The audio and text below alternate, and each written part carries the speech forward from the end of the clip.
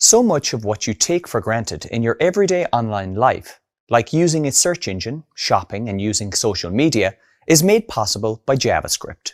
Nearly all of the interactivity you experience online, like drop-down menus or the autocomplete function, is facilitated by JavaScript.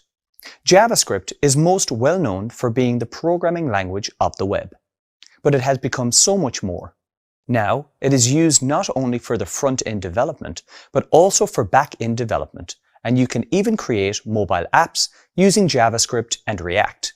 Without JavaScript, the modern software development landscape would look a lot different. Because it is such a powerful tool and so integral to software development, it is important for you, as a new developer, to know how it works and how to use it. In this course, starting with Module 1, you will cover an introduction to JavaScript that will help you understand how it is used in the real world.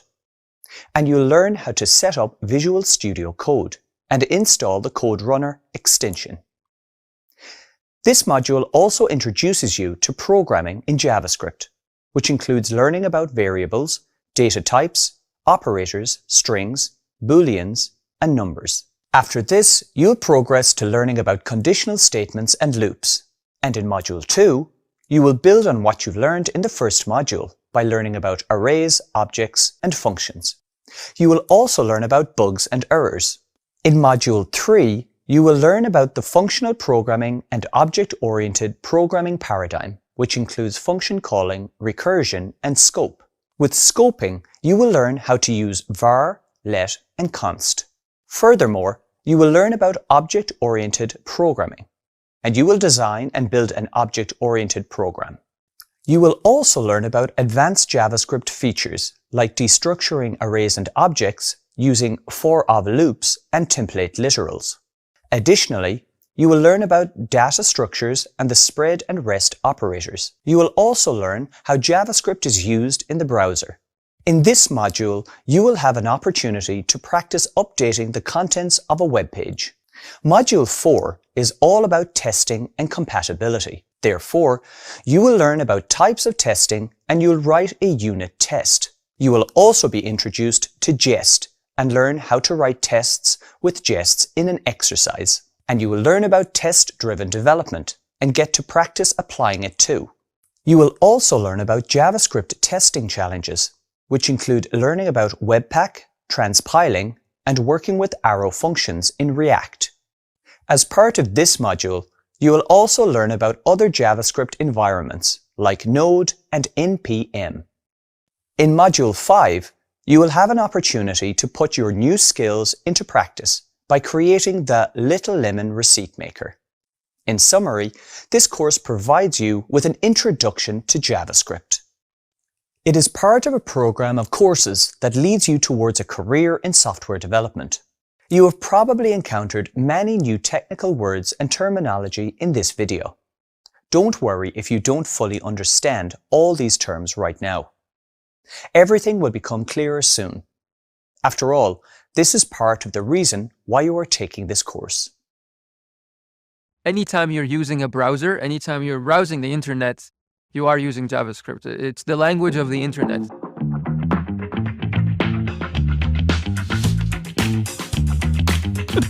Let's do this. My name is Murtada. I'm a software engineer at Meta based in the Seattle office. I've been coding in JavaScript since 2012. So JavaScript is actually something that, as you're watching me now through this video, it's something that you're using. Probably as you made your coffee this morning, maybe your coffee maker had some JavaScript. Your car might have JavaScript. Nowadays, we are in a world where JavaScript is so common and so used across a lot of technologies and a lot of devices that it's become a language that cannot be replaced. The first time I used JavaScript was, I was an intern at the time, Facebook. And at the time, JavaScript had not been as popular and as common. So I hadn't actually learned it in university or in my courses. You know, the other more attractive or interesting languages at the time were like people writing in Java or C++. People used to sometimes not take JavaScript very seriously and think like it's a language that's not used by real and serious developers. But now we see the world runs using JavaScript and just about every application we interact with today probably has some JavaScript in it one way or another. One of the things that makes JavaScript so popular and important is that it's the only language that is used in web development. In game developments or other types of applications, there are choices to use other languages, like you could use C++ or you could use Java or you could use other things. But when it comes to web development, the only available language is JavaScript, and that's what makes it so popular and common and important to learn when you're developing web applications. At Meta, we use JavaScript in our entire web stack, but we also use JavaScript in other places too. One of the unique things about JavaScript that no other language has is that it's a language that can be used for writing the front end and the back end. So a lot of applications, they have a backend maybe in Python or PHP or Java or something else, but they're required to have a JavaScript front end because that's the only language of the front end. But because JavaScript can also be used on the back end, if you design your application or if you choose to make it consistently JavaScript across the entire stack, sometimes that may simplify the application, and then you don't have to learn multiple languages or maintain code bases that are written in different languages. Some of the challenges that I faced when switching between other languages, like I had been used to Java and came to the world of JavaScript, even though they seem like they might be very similar, they're like half of the name is the same, but actually it turns out there are some things in JavaScript that are specific and they're very unique to this language. There are certain things about JavaScript that are a little inconsistent when compared to other programming languages. Like you have your C++ and Java and some other languages that follow certain behaviors, and then JavaScript is sometimes in its own corner doing weird things.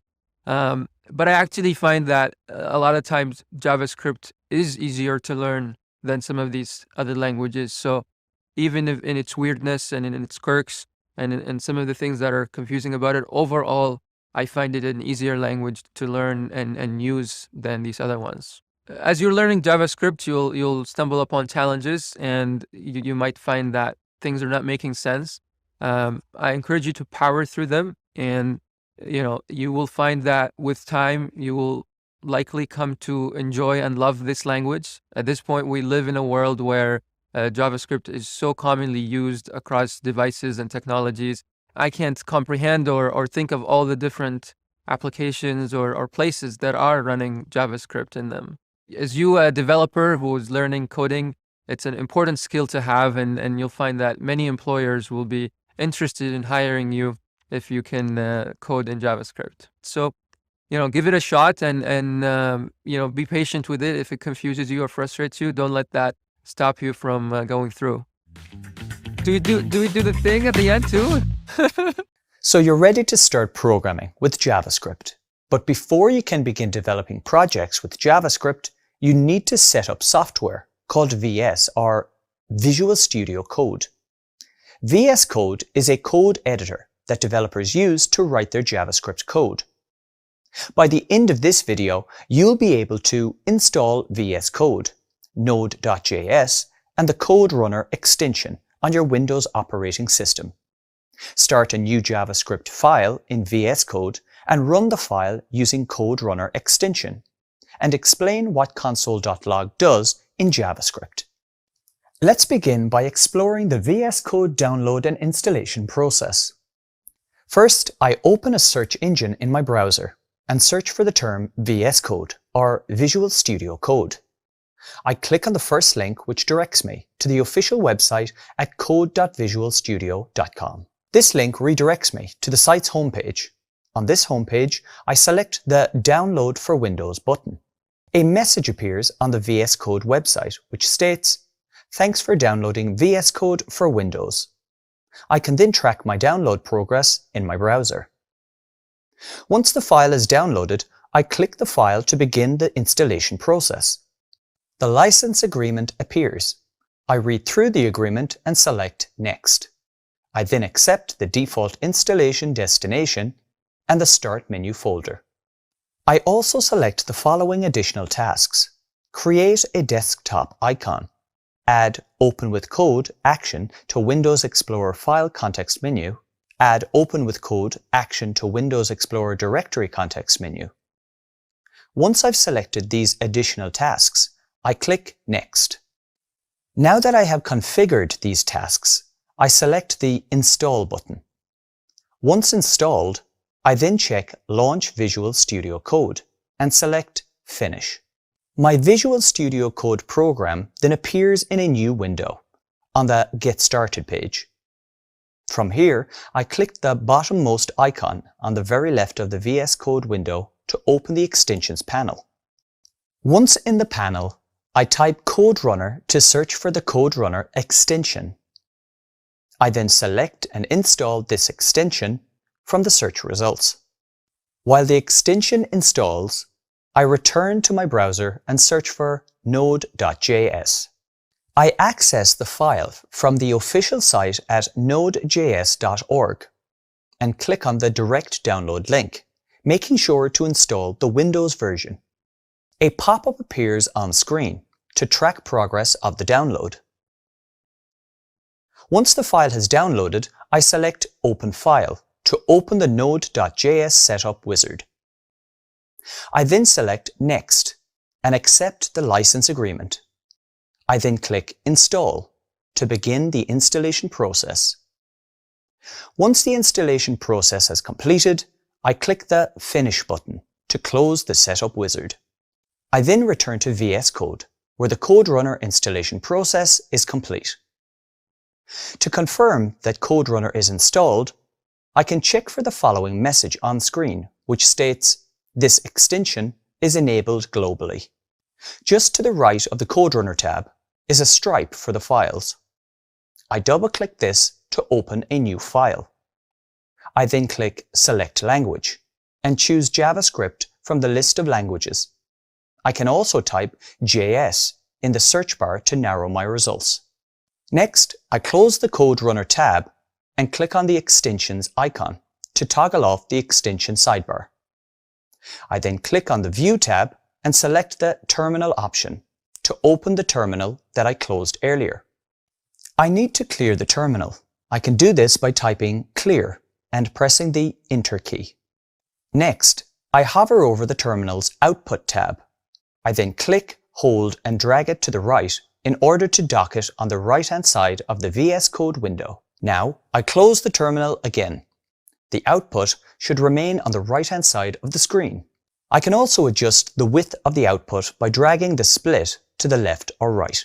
Finally, I type some code into the tab Untitled 1 as follows: console.log, followed by a pair of parentheses in which I type Hello World in single quotes.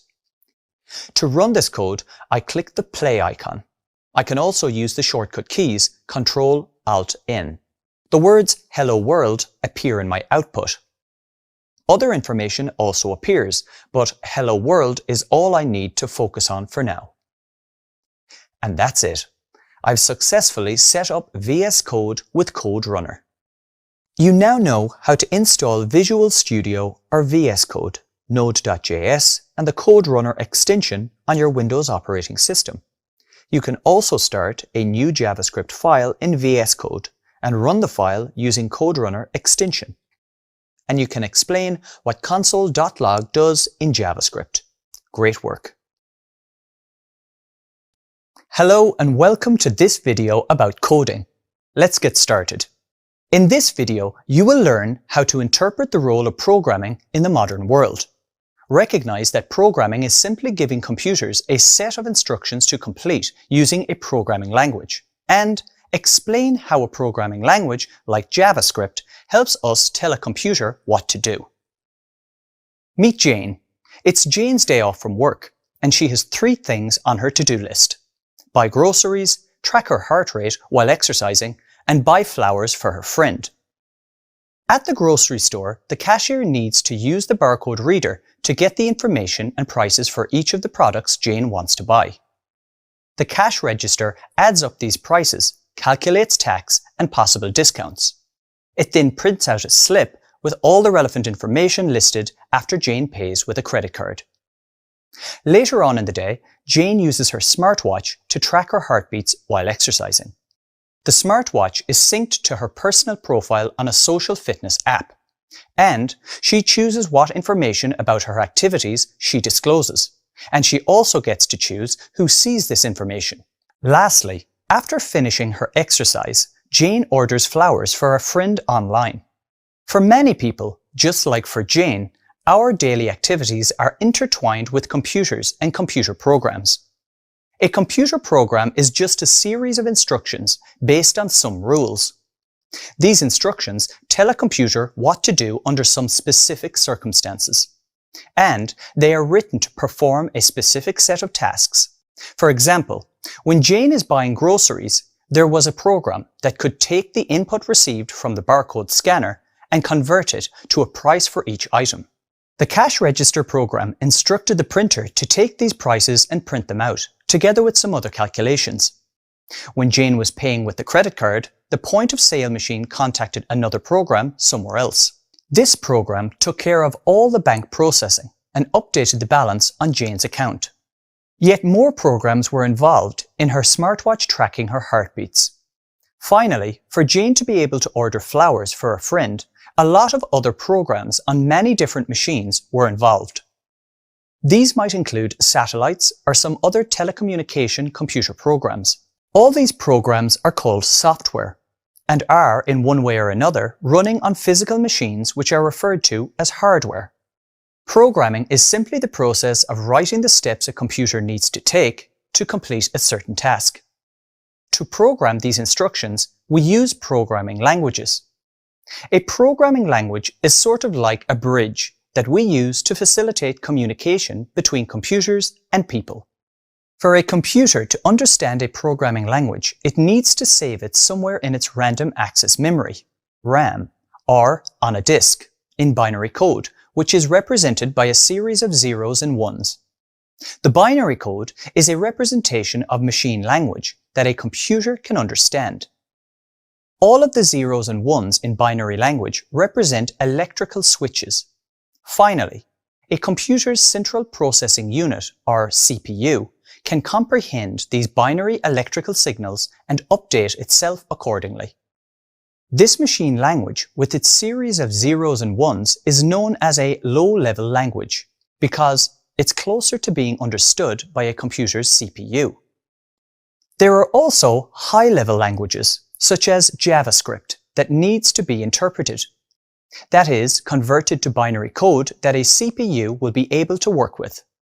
So, we might think of JavaScript and other high-level languages as a tool that helps us to communicate with a CPU. As you saw with Jane's example, computer programs are everywhere. So programming is a very exciting field that touches almost all aspects of the modern world. And now you are on your way to becoming a part of that world as a developer. In the last few hours, or maybe even in the last few minutes, you've probably interacted with web pages to do things like watch videos, look for locations on maps, or interact with your social media feeds. In fact, you're doing it right now with this course. But what makes this interactivity possible? The programming language JavaScript. Let's find out a bit more about the benefits of JavaScript and its importance to developers.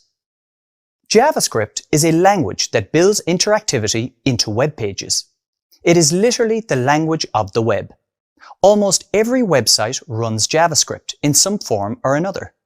The reason for this is the fact that since its very inception in 1995, JavaScript has been the main way to interact with web pages on the client side, the front-end side of websites and web applications.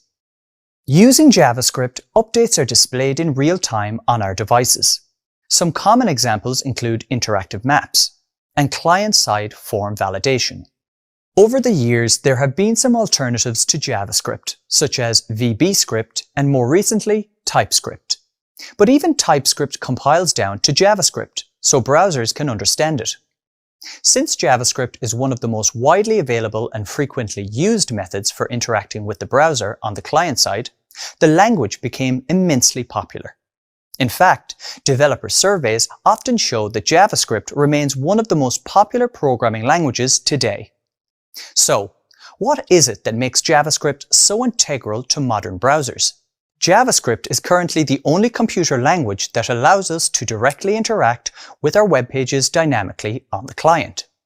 It's baked into the browser. Its enduring popularity is down to the rules of backwards compatibility. which state that all websites that were built in the past still need to work today. So, removing JavaScript from the browser would effectively render millions of websites completely useless. This means that JavaScript is in the unique position of being one of several central pillars of web development. You've just discovered the importance of JavaScript to web development. JavaScript's unique ecosystem is one of the main reasons for its popularity. Simply put, browsers speak JavaScript. But there are a few other important reasons why we should embrace JavaScript. One of the main reasons that developers use JavaScript is because of how easy it is to use. There are many programming languages where a newcomer needs to do a substantial amount of prep work to even get set up and ready to learn. However, with JavaScript, it's as simple as opening the browser's developer tools and navigating to the console tab, because every browser has a JavaScript engine built in, and you can interact with it using the console. There are still a few small steps required to get started with JavaScript. These include installing a code editor and possibly setting up some other things such as Node.js and npm. But initially, as a beginner, it's enough to just open the developer tools on your web browser. Another reason to learn and use JavaScript is because, as we saw earlier, it's everywhere. JavaScript is used in almost every website there is. It's used on the client side of sites as plain JavaScript, also known as vanilla JavaScript. It fuels a myriad of JavaScript frameworks such as React, Vue, and D3. And it's also used on the server as Node.js and more recently, Deno. Another reason why people often choose JavaScript is that it's considered one of the more accessible programming languages. It also has a wide development community to offer help and guidance. This is especially true when it's compared to other languages. There are many languages that, for a variety of reasons, would be very challenging to begin programming with. But because it's so approachable, JavaScript can be a great way for new developers to jump into programming. So, besides being a useful skill on its own, JavaScript can also be a stepping stone to other languages and technologies. Finally, one more reason to learn JavaScript is because JavaScript skills are in demand.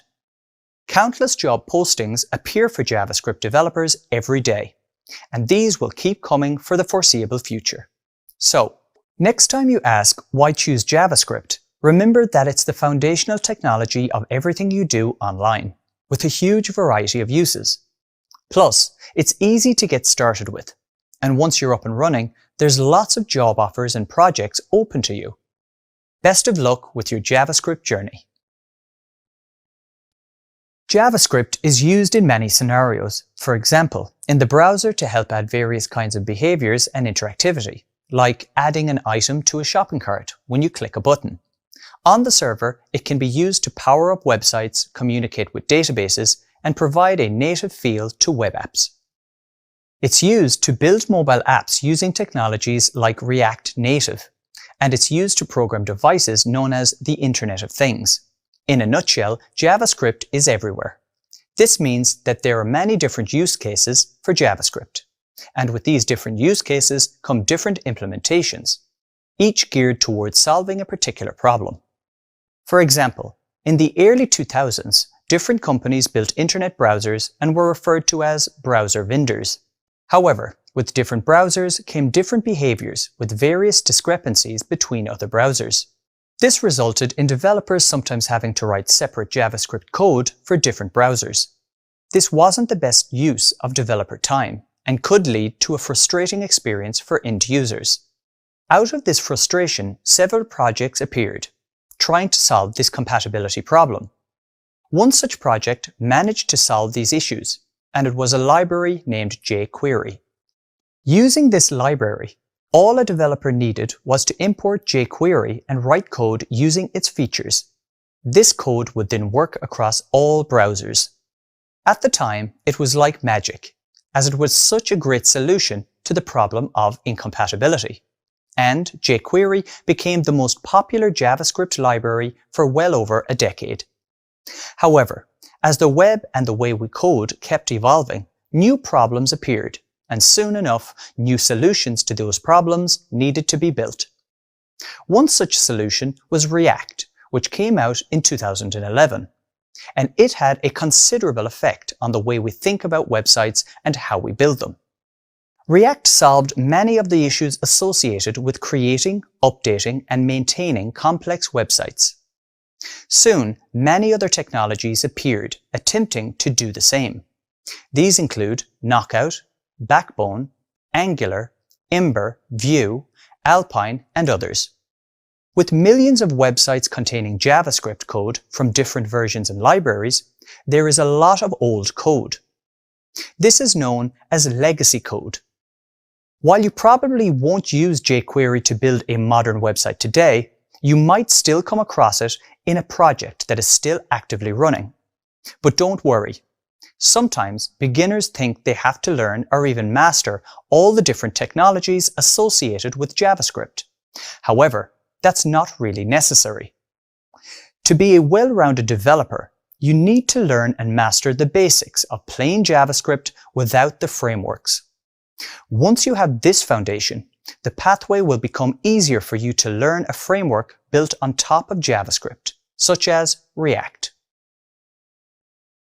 When you start programming in JavaScript, it helps to think of an empty JavaScript program as the first level of a sandbox game. The world is still empty, but there's some underlying structure to it to build on. That structure needs to be there so that you can write custom JavaScript code in the first place. However, besides the underlying structure, a new JavaScript program is kind of like a blank slate for you to build on. It's up to you, the programmer using JavaScript, to say, let's build this world. And an important part of this process is knowing how to use variables.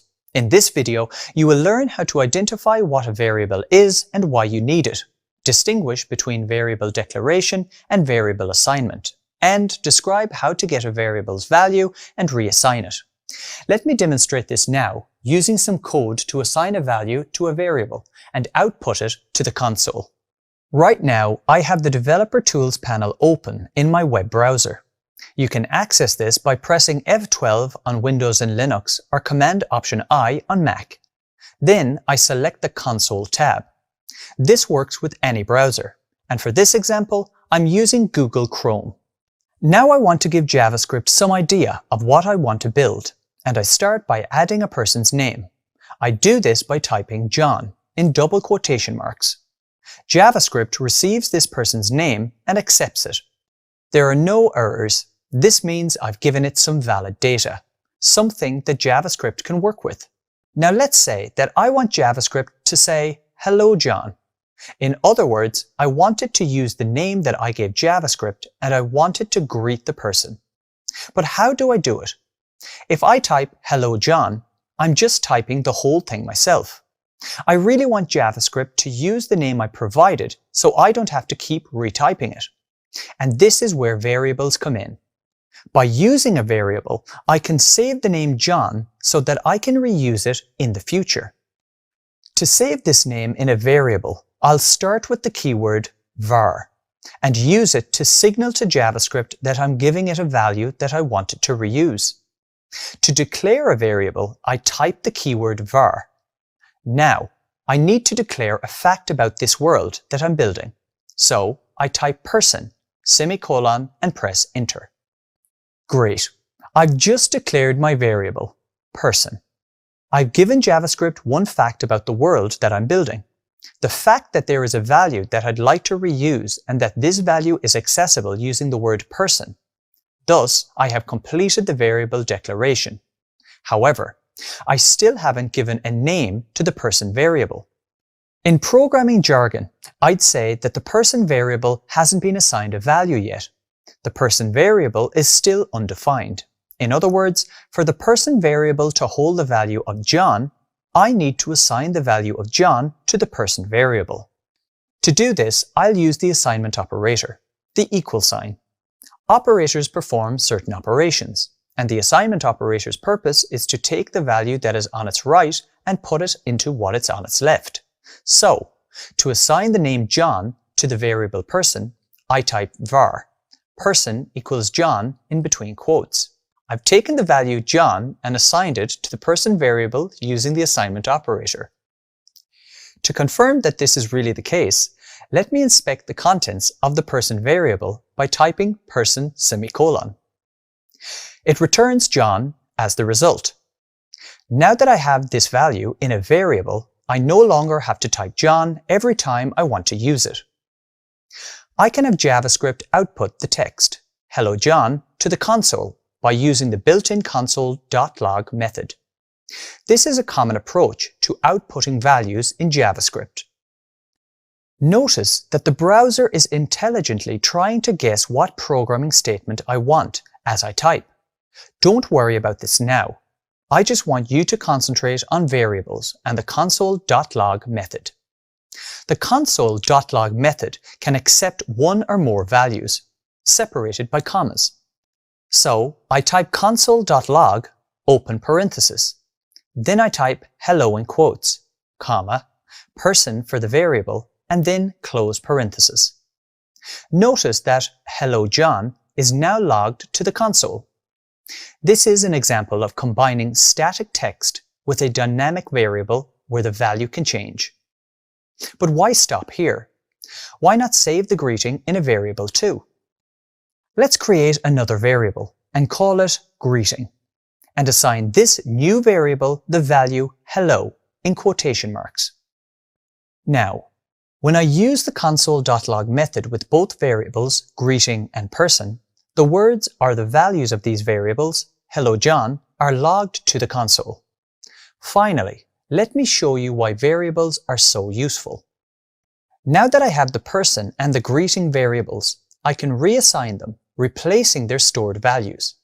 For example, I can change the value of the variable from hello to hi by typing greeting equals hi in quotation marks. Similarly, I can change the value of the variable person from John to James by doing the same thing.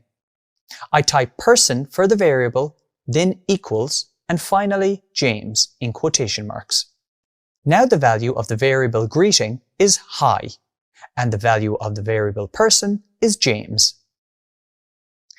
Notice that now I haven't used the var keyword when I reassigned the values to the variables that I created earlier. That's because JavaScript already knows that these variables exist in the world that I'm building. But the variables don't have to be static and unchangeable. That would be a pretty boring world, right? Now, I run the exact same piece of code as before by typing console.log and the name of the variables. Notice that I'll get a completely different result logged to the console, hi James. This is very important because it allows me to use the same code and get different results. This is the power of variables. If you want to find out more, there is an additional reading at the end of this lesson. Congratulations! You now know how to create a variable in JavaScript. Variables allow us to make the exact same code produce different results, making our programs versatile. And that's it for this video on variables. Now that you've had some insight into how JavaScript's world building works, I hope you are excited to learn about more than just variables. Imagine for a moment that you are faced with the task of moving all your belongings to a new place. What steps would you take to make the process more efficient? Well, you'd probably start by sorting items and packing them into boxes, and then labeling those boxes so that you have an idea of what each one contains. After moving them, you put each box in the room it belongs, to make unpacking quicker and easier. You can also think of programming in a similar way to packing and moving boxes. You have many different data types at your disposal, but coding efficiently starts with knowing when and where to use them. In this video, you'll learn to identify the primitive data types in JavaScript. You will learn about their specific use cases and when to use each data type. There are 7 primitive data types in JavaScript. These are string, number, Boolean, null, undefined, big int, and symbol. Let's begin by learning about the first 2, which are strings and numbers. Let's say that you are building an e-commerce app for selling guitars. When a user views the page for the most popular model, you want them to see the name of the guitar, the description, the best guitar around, and the price of $375. Seems simple enough, right? But how can you ensure that the information displayed on screen is stored effectively so that the app can use it? You would do this by using the most appropriate data types. But what does data mean exactly? Well, each piece of information in your app has a different value, and all values are collectively referred to as data. But the values differ and therefore need to be stored differently. For example, you store the name and description as text values, and the price as a numerical value. In JavaScript, text values are known as the string data type, while numerical values are referred to as the number data type. From a programming perspective, making a distinction between numbers and text is important because they adhere to different rules. For example, to build a number, you simply type in the numerical values, but to build a string in JavaScript, the characters must be enclosed in either single or double quotes. There is also a difference in the number of combinations that the number and string data types can store. The number data type has a very wide range in JS, enough for most common use cases. However, it is limited up to a point, determined by JavaScript's calculation capabilities. The string data type practically has an unlimited number of combinations of characters. There is almost an infinite number of ways we can combine different characters into strings. Okay, so back to our app example. The data must be stored using different types. The price will be stored as a number, while the name and description will be stored as strings, with each one wrapped in double quotes. You now know that the string data type is great for storing values such as titles and descriptions, while the number data type is better suited for prices or any value that you would like to calculate. However, there are additional data types in JavaScript to help you tackle different tasks. Next, let's explore each of the remaining data types and their specific use cases to better understand how you might make good use of them. Let's think of each one as a box, like I mentioned earlier. The Boolean data type has only two values, true and false. This means that it is useful for making decisions. Sometimes it's necessary to know when a variable does not contain a value, and JavaScript has two data types to express just that. First, there is the null data type, which only has the value null and represents the absence of value.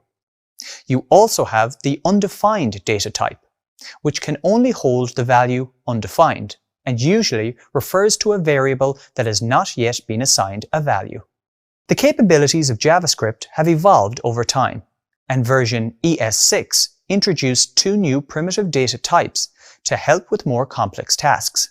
One is the big int data type, which is like an extra large box that can accommodate a much greater range of numbers than the number data type. Finally, there is the symbol data type, which can be used as a unique identifier.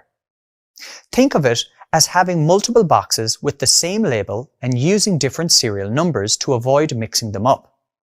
In this video, you've learned about the various data types available in JavaScript. Remember that every data type has a specific use case, and knowing when to apply each one will make you a better coder. See you next time. Where do you think the name operators come from? Does it have something to do with an operation of some sort? Well, the answer is yes. Operators are used to perform operations on variables and values. An operator is used to manipulate individual data items and return a result. For example, you may already be familiar with the assignment operator to assign a value to a variable. You use assignment operators for simple and complex calculations. They provide us with similar options to those on a calculator. In this video, you will learn about assignment and logical operators and how to use them in JavaScript. First, let's start with the assignment operators which you can use to perform simple arithmetic. For example, to add two numbers, you can use the addition operator, which is represented by the plus symbol. If you want to subtract values, use the minus operator, which is represented by the hyphen symbol. If you want to perform division, for example, 35 divided by 5, use the division operator, which is represented by the /. Finally, to multiply numbers, use the multiplication operator, which is represented by the star symbol. In addition to assignment operators, you can also use comparison operators, which compares and returns a logical value based on whether the comparison is true. For example, you can compare numbers to check if they are greater than, less than, equal, or not equal to each other. You will learn more about the various assignment and comparison operators later in this course, but for now, let me tell you about logical operators. Logical operators are used in JavaScript to determine if something is true or false.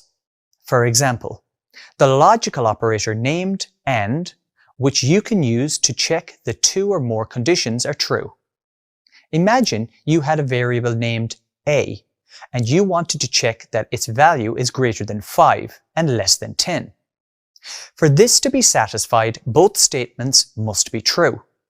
Alternatively, there is the operator named OR, which checks for at least one of the statements to be true. For example, a is greater than 5 or a is greater than 10.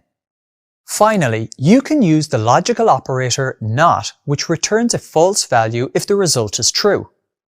Operators are used to control the flow of a program that meets certain criteria. Now let me demonstrate how to use JavaScript math and logical operators. Okay, so I've opened VS Code here. And now let me demonstrate how you can use arithmetic and comparison operators in JavaScript. Recall that comments are used to specify which lines JavaScript should ignore. As you learned earlier, you can put almost anything inside comments. Notice I have two multi-line comments. The first one lists some arithmetic operators, and the second one lists some comparison operators. I also have several single-line comments. You already learned that JavaScript completely ignores comments, and here's the proof. I click on the Run Code icon. Notice that the output in the right panel will not show any values other than the expected additional info on the code that was run. Let me clear that for now and show you how to work with some arithmetic and comparison operators. I'm going to uncomment all single-line comments from lines 14 to 21, so that you can focus on each of these console logs separately. This will then allow me to demonstrate how each of these operators behaves. So let me delete the two // on line 14 and rerun this file. Notice I get the value of 4 outputted to the console, resulting from adding the values 2 plus 2. Okay, let me clear the console, comment line 14 and uncomment line 15. This is an example of adding multiple numbers using the plus operator. Notice when I run this, I get the output of 15. Let's do another one using the subtraction operator to subtract 18 from 20. If I run this, I get the expected output of 2. Next is multiplication, which is represented by the asterisk symbol. Here I will console.log the values of 2 times 3 to get the value of 6. On line 18, I use the / symbol for the division of 8 by 1. And notice when I run this, a value of 8 is outputted. Success! And that's it for performing simple arithmetic in JavaScript. Okay, let me clear my screen again.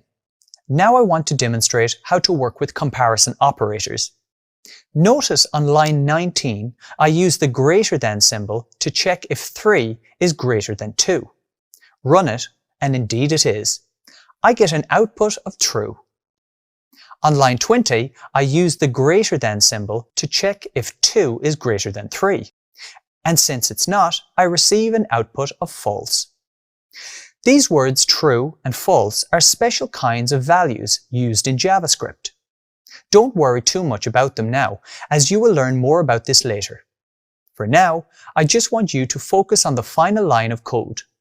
This checks if one value is equal to another value. It's important to remember that you need to use the equal symbol twice for this comparison operator to be valid. This is because the single equal symbol is used for the assignment operator, like when you assign a value to a variable. Okay, so I would expect the value of 10 to be equal to 10, so let's run it to find out. And it is. Notice a value of true is outputted to the console. Congratulations! You have now learned how to work with operators in JavaScript. This is a must-have skill in your development toolkit, as they are used in many areas of programming. Great work! In JavaScript, like in other programming languages, there are different data types. The number data type is the foundational part of JavaScript as a programming language because it represents both integer and decimal point numbers. Without it, you wouldn't be able to code. And with such a crucial data type, we better get started right away. So let me demonstrate the number data type. I type the value 123 into the console and press enter. Notice that the output is 123. Next, on a new line, I type a decimal value 123.456, which is also a number data type. I press the enter key again and get the decimal value 123.456. In JavaScript, we can use numbers to perform math operations. For example, I can code 2 plus 2 and get the value of 4 returned. Just like in regular mathematics, we use the plus symbol for addition. Similarly, use the minus symbol to perform subtraction. For example, 4 minus 2 returns the value of 2. For multiplication, use the asterisk or star key. So, 4 times 4 will return 16. For division, use the / key. 16 divided by 4 returns the value of 4. You can use a double star sign to perform exponential calculations for slightly more complex arithmetic. For example, 10 to the power of 2, 10 times 10, will return 100. A final example is the remainder or the modulus operator. This checks how many times you can fit one number into the other and then returns the remainder. So if I type 9 modulus 8, the value of 1 is returned. Or 16 modulus 8 returns a 0. This is because the number 8 divides into the number 16 evenly. There is no remainder as represented here by the 0. Besides basic mathematical operations, you can also use parentheses to group more complex calculations. For example, 2 times 4 plus 8 can return a different answer depending on the order used for calculation. For example, multiplying 2 times 4 and then adding the value of 8 returns 16. But 2 times the value of 4 plus 8 returns 24. By using parentheses, I can control the order of calculations. Without parentheses, JavaScript will follow the standard mathematical sequence of calculation. In this case, the multiplication would take precedence and be done first. So the 2 times 4 happens first, and then the 8 is added, returning a value of 16. Remember, I can override that using parentheses and get a different result. That's an example of using parentheses in JavaScript with numbers and mathematical operators. Some of the most common JavaScript mathematical operators are plus, minus, times, division, and modulus. If you would like to learn more about mathematical operators, there's an additional reading at the end of this lesson. Since you're new to JavaScript, you might not be familiar with strings.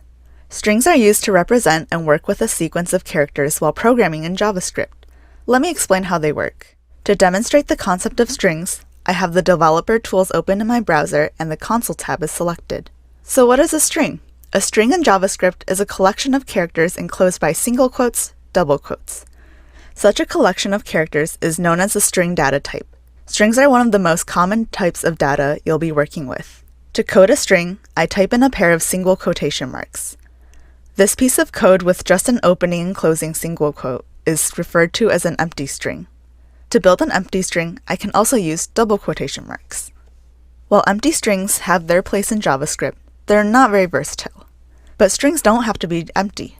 So let me build a non-empty string with some letters and an exclamation mark. I do this by typing the words, "Hello there," and an exclamation mark within a pair of single quotation marks. Besides letters and punctuation symbols, we can add almost any other character into a string, including numbers. For example, I can type "hello there" and follow it up with several symbols and numbers. This is still a valid string.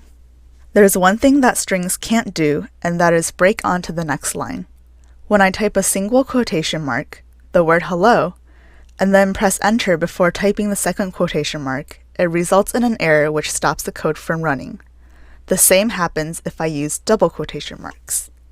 When you use single or double quotes to surround string values, these characters are referred to as delimiters. This is because I use them to delimit a given string value from the rest of my code. There are some unusual situations that can trip you up when you first start using strings in JavaScript. For example, let's say that I want to create a new string. I do this by typing a single quotation mark, followed by the phrase, "It is a lovely day," and I close the string with a second single quotation mark. Now I want to use the contraction of "it is" by using an apostrophe, but I get an error code. This is because JavaScript reads the word "it," that is, the first two letters, as forming a string, and then it doesn't understand the rest of the code because of the apostrophe. To fix this issue, I need to nest single quotes inside double quotes. I do this by replacing the original single quotation marks on either side of the phrase with double quotation marks. And now you'll notice there are no more errors. You can mix single and double quotes too, but it's better to stick with one or the other because it can be confusing and lacks consistency. And there you have it. You have learned what a string data type is and what an empty string is. You can also explain what the string data type is in JavaScript. I encourage you to try and make some more strings while practicing coding. The Boolean data type is used to check if a statement is true or false, which makes it a foundational part of knowing how to use JavaScript. It has many uses, but in this video, I will focus on how to get the result of a comparison to determine if two values are the same or not. What is a Boolean data type? To understand the answer to this question, let's think about a real-life scenario of comparing numbers, such as, for example, checking if number 1 is smaller than number 2. In JavaScript, I do it like this: 1 less than sign 2. When I press the Enter key, JavaScript says that this is a true claim. Let's do some other comparisons. Let's check if 1 is greater than 2. 1 greater than sign 2. This code returns a value of false of the Boolean data type. No matter how I compare numbers, the result of the comparison will always be either true or false. There are no maybes here. That's why the Boolean data type has only two possible values, true and false. Besides the less than and the greater than operator, I can also use some other operators to compare numbers. It might help to think of these various comparison operators as tests. Let's say I want to test if the comparison of two numbers is correct or incorrect. Now I will run a few tests with some additional operators, starting with checking for equality. 1 equals 2. I'm claiming that 1 is equal to 2, and JavaScript returns false. No, 1 is not equal to 2. My claim is false. When first introduced to the syntax with two consecutive equal signs, it is not uncommon for people to be slightly confused. Why the double equal sign? After all, you know that in mathematics you only need a single equal sign to signal equality. But in JavaScript, I use a single equal sign as the assignment operator to assign a value from the right side of the assignment operator to the variable on the left side of the assignment operator. For example, I can type var score equals 100 to declare a variable called score and assign it to the value 100. In other words, I can now confirm that the value of score is 100 by typing out score in the console. Indeed, 100 it is. In contrast, in JavaScript, the equality operator has two equal signs, and it checks only for value. Additionally, there's also the strict equality operator that has three equal signs, and it checks for both the value and type. For example, if I use the equality operator, let me type 100 double equal sign, double quotation, number 100, and close double quotation. The console will return the Boolean value of true. By using the double equal signs, I compare only the value and not the type. JavaScript checks only if 100 is equal to 100, regardless of the data type. It ignores the fact that the 100 on the left of the equality operator without the double quotes is a number, and that the 100 on the right of the equality operator with the double quotes is a string. The strict equality operator is more unforgiving. It checks for both the equality of value and the equality of type. Therefore, comparing the number 100 without quotes with the string 100 with double quotes will return a Boolean value of false. Why is this false? It is false because although the value is the same, the type is not. The number 100 does not have the same type as the string 100. There's also an operator that's the opposite of the equality operator, the inequality operator. It's a combination of an exclamation mark and an equal sign. Let's test it. I type number 1, exclamation mark, the equal sign, and number 1 again. It returns the Boolean value of false because it is false to say that 1 is not equal to 1. Additionally, just like there's the strict equality operator, there's also its opposite in the form of the strict inequality operator. This operator is an exclamation mark with 2 equal signs. Let's type number 1 as a number, exclamation mark, the equal sign twice, and then number 1 inside double quotes, that is, as a string.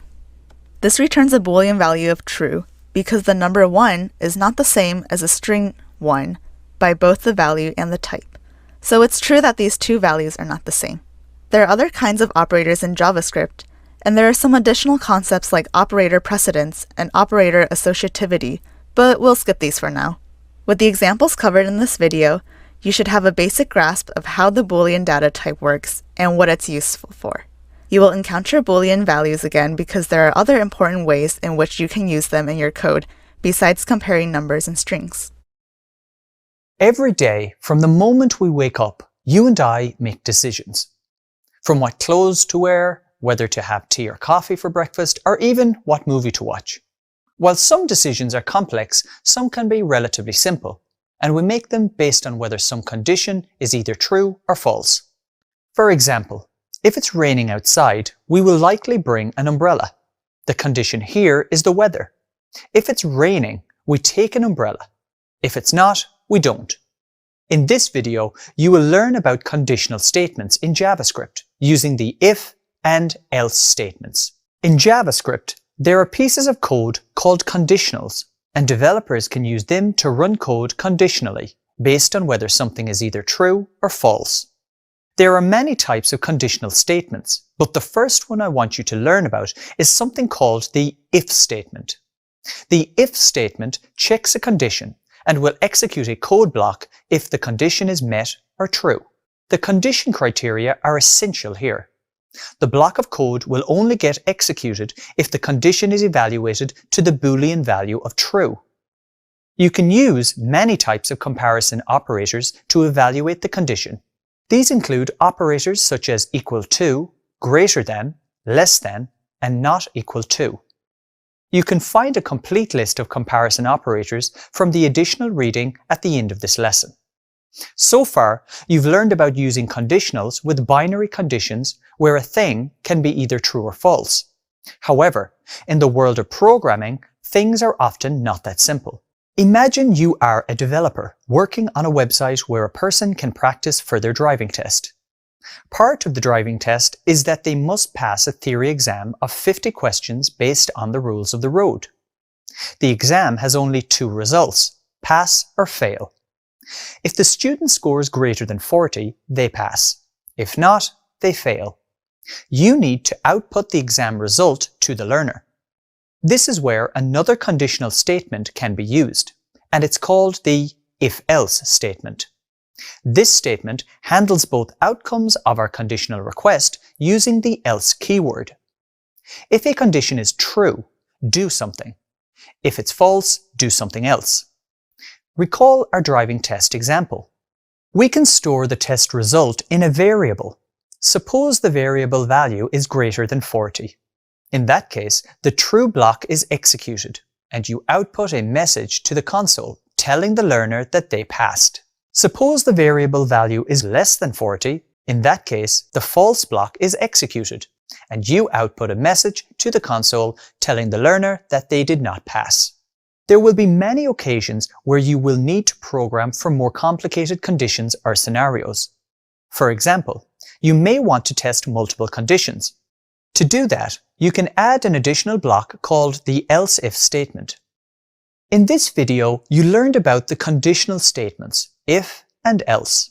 Conditional statements are a powerful tool and one of the fundamentals you need to master when programming in JavaScript. Recall that conditional statements are used to run pieces of code based on whether the condition is either true or false. Okay, let me demonstrate this now with a simple example using a variable and an if-else statement. Additionally, we'll learn how to deal with cases where we have multiple if-else-if conditions. For example, the if-else statement can be used when you want to execute code based on a certain condition being either true or false. But what if you have 5 conditions or even 10? Well, you could use multiple lines of else if. There is another way to do this, using something called a switch statement. Okay, let me demonstrate this now with an example of when to use else if and when to use the switch statement. So I have VS Code open here, and notice that I have pasted in an example of an if-else statement. First, on line 3 here, I've assigned the value of 50 to the variable result. Then, on line 5, I'm checking if the result is greater than 40. If this returns the Boolean value of true, my code will console log the words, "You passed the test." After that, on line 7, I specify the else block, which will run when the if condition returns false instead of true. In that case, I use console.log to output, "You did not pass the test." Okay, so now let's run this code. And, as expected, I get the output of "You passed the test."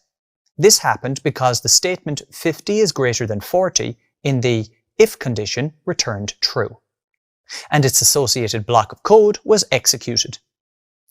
Now, let me change the value of the result variable to, say, 30, and rerun the code. This time I was notified that I did not pass the test. This was because the condition 30 is greater than 40 was evaluated and returned false.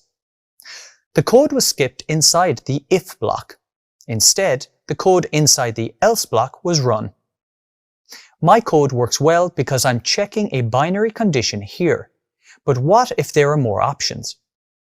In that case, I'll need to cover all these possibilities.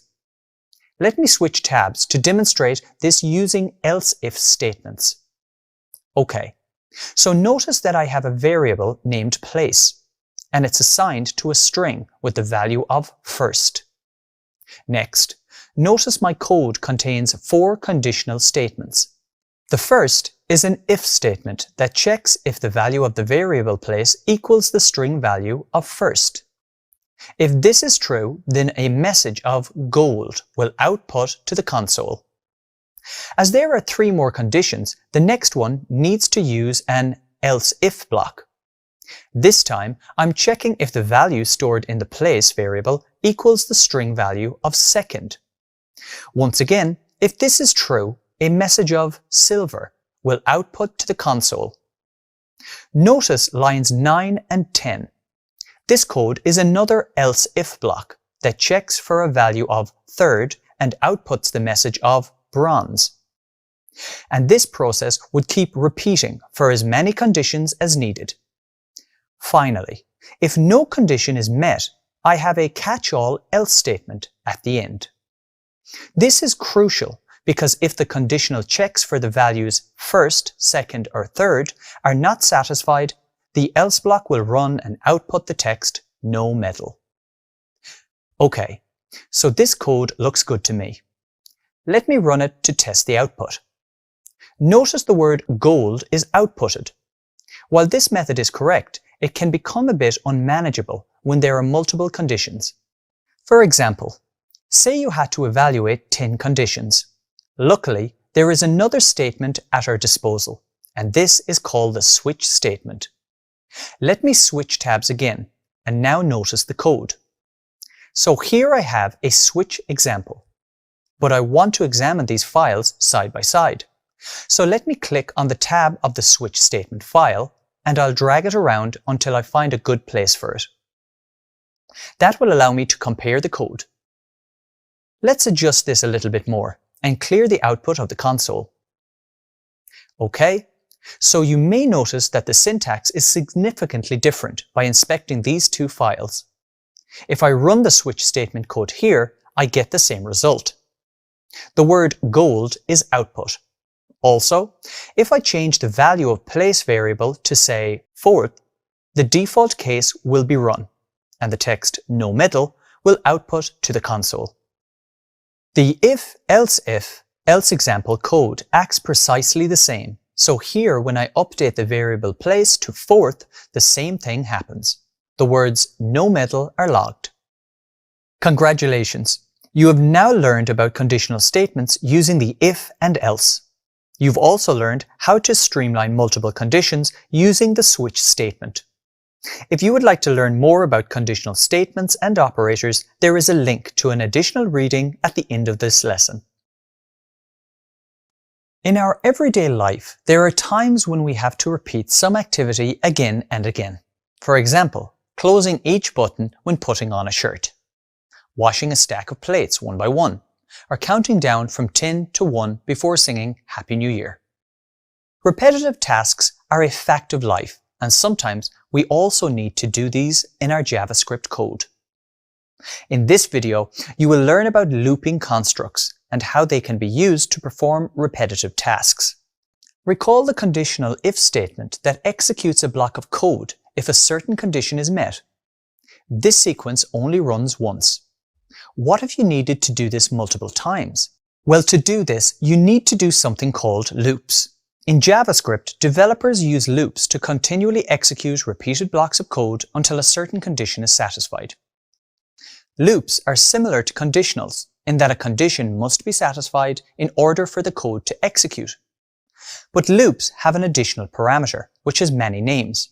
But for the moment, you can think of this as an incrementer or loop counter. To understand why the counter variable is so important, let's consider a real-life situation.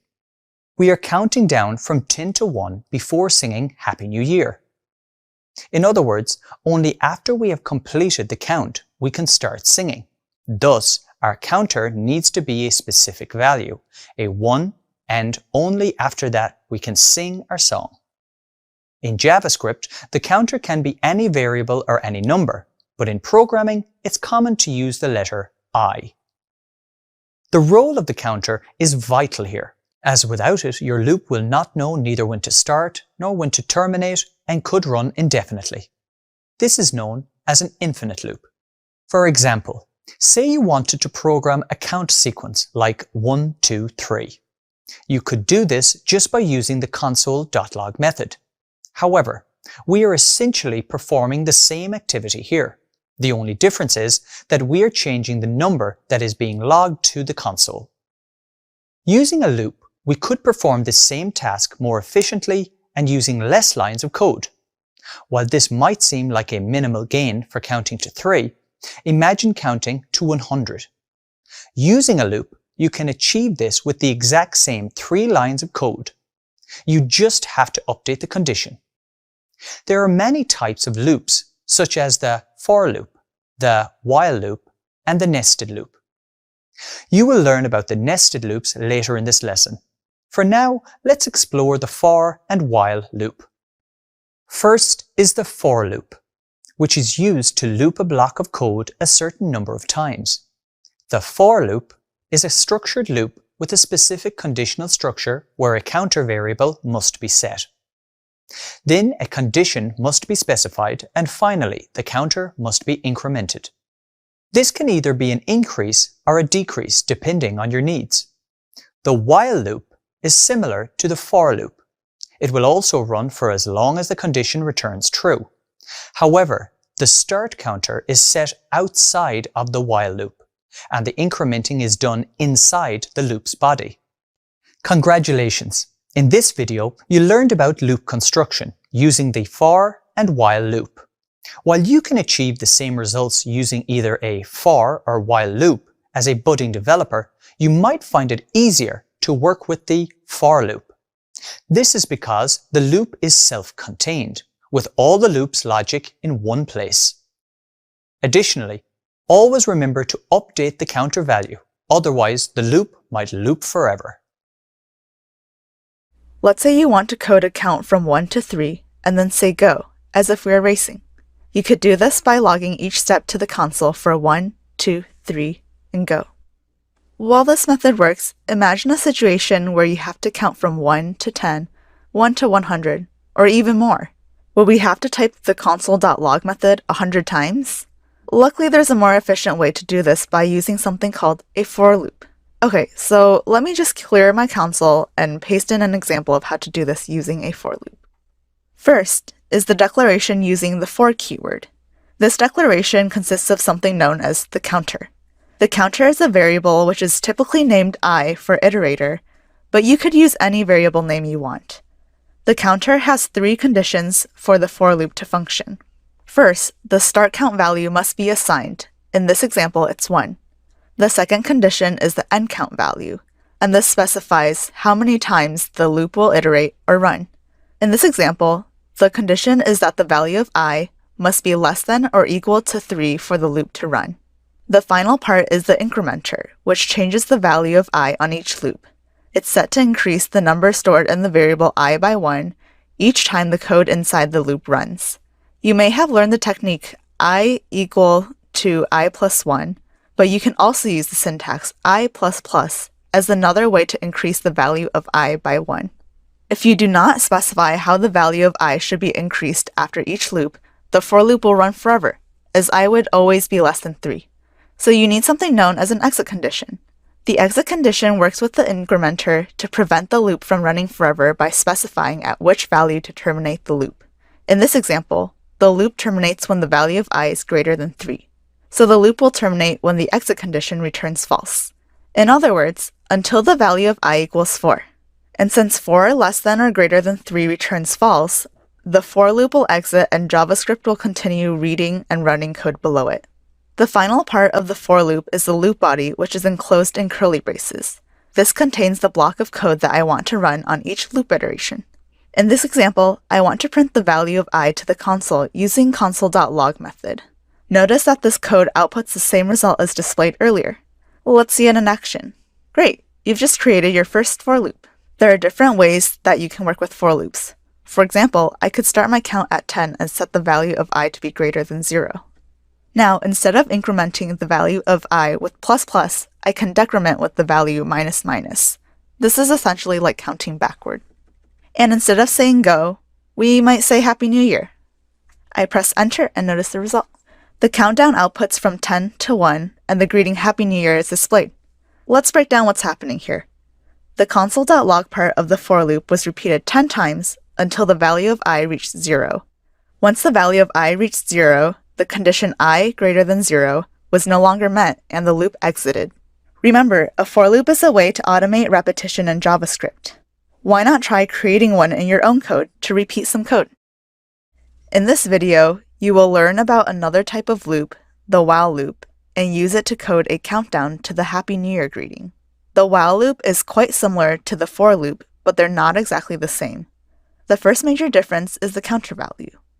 With a while loop, this is set before the loop and must be clearly defined. Let me demonstrate this now. First, I create a variable called counter and set its value to 3. Next, I want you to know about the second major difference.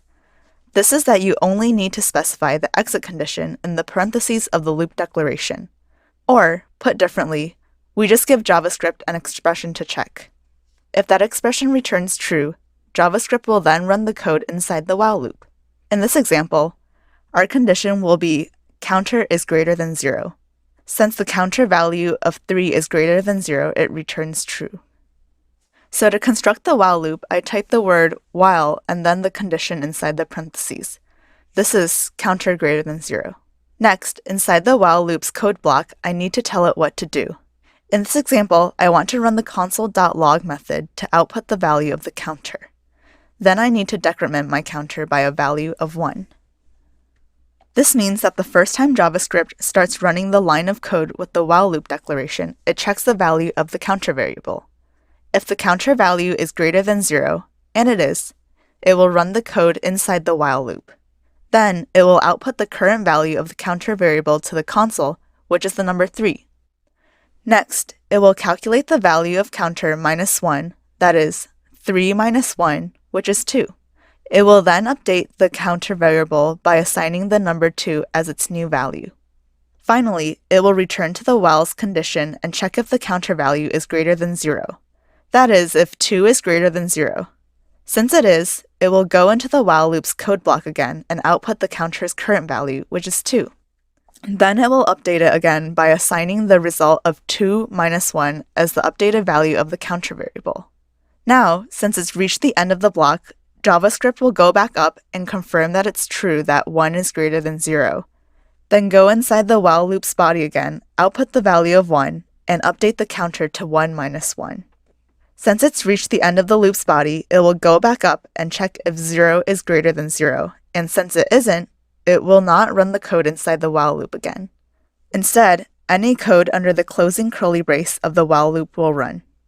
To demonstrate this, I add another line of code under this closing curly brace and console log the string Happy New Year. And that's it! Congratulations, you have now learned how to create and run a while loop. Why don't you give it a try? Loops are a common way to automate code repetition. If you would like to learn more about the specific use of loops, there is an additional reading at the end of this lesson. What if you need your code to perform more than one task at the same time? Maybe you need to process dataset A, but at the same time also process dataset B. In cases like this, you can use nested loops. You might already be familiar with the for loop, which is used for instructing your code to perform the same task over and over again. But with JavaScript, it's possible to nest loops within other loops, so that multiple tasks can be performed at once. And there can be multiple levels of nesting too. Let's now examine a practical example where you might use a nested loop. Suppose you are creating a 2-week plan for the days Monday to Friday. You need to output each day number and the week it's associated to. So you have 5 days for week 1 and 5 days for week 2. Using a nested loop is the perfect way to achieve this output. Let me break it down for you now using an example with for loops. If we recall our example, we have 2 categories, weeks and days. The first loop, also known as the outer loop, will loop over the weeks. So an increment counter of 2 is required, and this is created with a variable named I. Then the nested loop will loop over the days. To do this, another increment counter is required, and this is created with a variable named j. Finally, the console log method is required to output the text with the values of I and j to the console. This code outputs 10 lines, week 1 and each day from 1 to 5, and then the same for week 2. However, you need to take care not to overdo it, as multiple levels of nested loops are not very performant. In other words, the more nested loops there are, the slower your code will run. Let's now explore an example where you will output code using nested loops to display the summer months over 2 years. Okay, so I'm back in my browser's console, and I start by pasting in a for loop declaration. Notice this specifies the year variable as 2023, and the exit condition when the comparison of year is less than 2025 returns false. I've also set the year's value to increase by 1 on each loop. Essentially, I've coded this loop twice. Next, I type console.log in the loop body and place the variable year inside the parenthesis. Okay, so I expect the output to display 2023 and 2024. I run the for loop to confirm that this is the case. And indeed, the values 2023 and 2024 are logged to the console. And this is a process that you are already familiar with. Now I want to demonstrate a nested loop, and to do that, I need to add another loop inside the body of the first for loop. This will also be a for loop. This time I type for var month equals 6, month less than 9, and month plus plus. What I'm doing here is counting only the summer months. The summer months are usually June, July, and August in the Northern Hemisphere. So that's month 6, 7, and 8. Notice that the counter will start at month 6 and it will keep checking if the numbers stored in the month variable are less than 9. On each subsequent loop, the value stored in the month variable will increase by 1. Effectively, it's going to go through month 6, 7, and 8, and after it runs these 3 loops, it's going to stop. So now I type console.log in the body of the inner loop. And to make sure that I showed that this is nested, I'm going to add several dash characters, and then the month variable. And now, when I run this code, the outer loop will run for the first time. And it will set the value of the year variable to 2023. Then console log that number, and then go into the code of the inner loop and run it. Once inside the code of the inner loop, I can expect the code to run 3 times and output -6, -7, and -8. The inner loop will then exit, and the code will move back to the outer loop to begin the next loop cycle. When this starts, the value of the year variable has been increased by 1 to 2024. This still satisfies the condition of year is less than 2025. So the code logs the year and proceeds to the inner loop. JavaScript will go into the inner for loop again and rerun it. Once again, it will output 6, 7, and 8 again. And this code will continue this sequence displaying the year 2024 and the final 3 months of summer. Let me run the code now. And success! The code produced my predicted output. Okay, before I end this video, let me demonstrate how to simplify the for loop. Instead of using these long variable names, I can just use I instead of year, and I can use J instead of the month. This makes the code easier to read. It might seem harder to understand because I'm using I and J instead of more descriptive names. But these variable names are standard practice in the development community and are considered a best practice to use. You have now learned about nested loops and the reason to use them. It's important to remember that while nested loops are an option for developers, they can be resource intensive. Nested loops can be used in instances where you need automated repetition of code. For example, sorting numbers from highest to lowest. A good developer writes code efficiently to maximize resources, and you are on your way to becoming one of them. You've reached the final video in this lesson on conditionals and loops, and the end of the introduction to JavaScript module. Let's take a few moments to recap on what you've learned.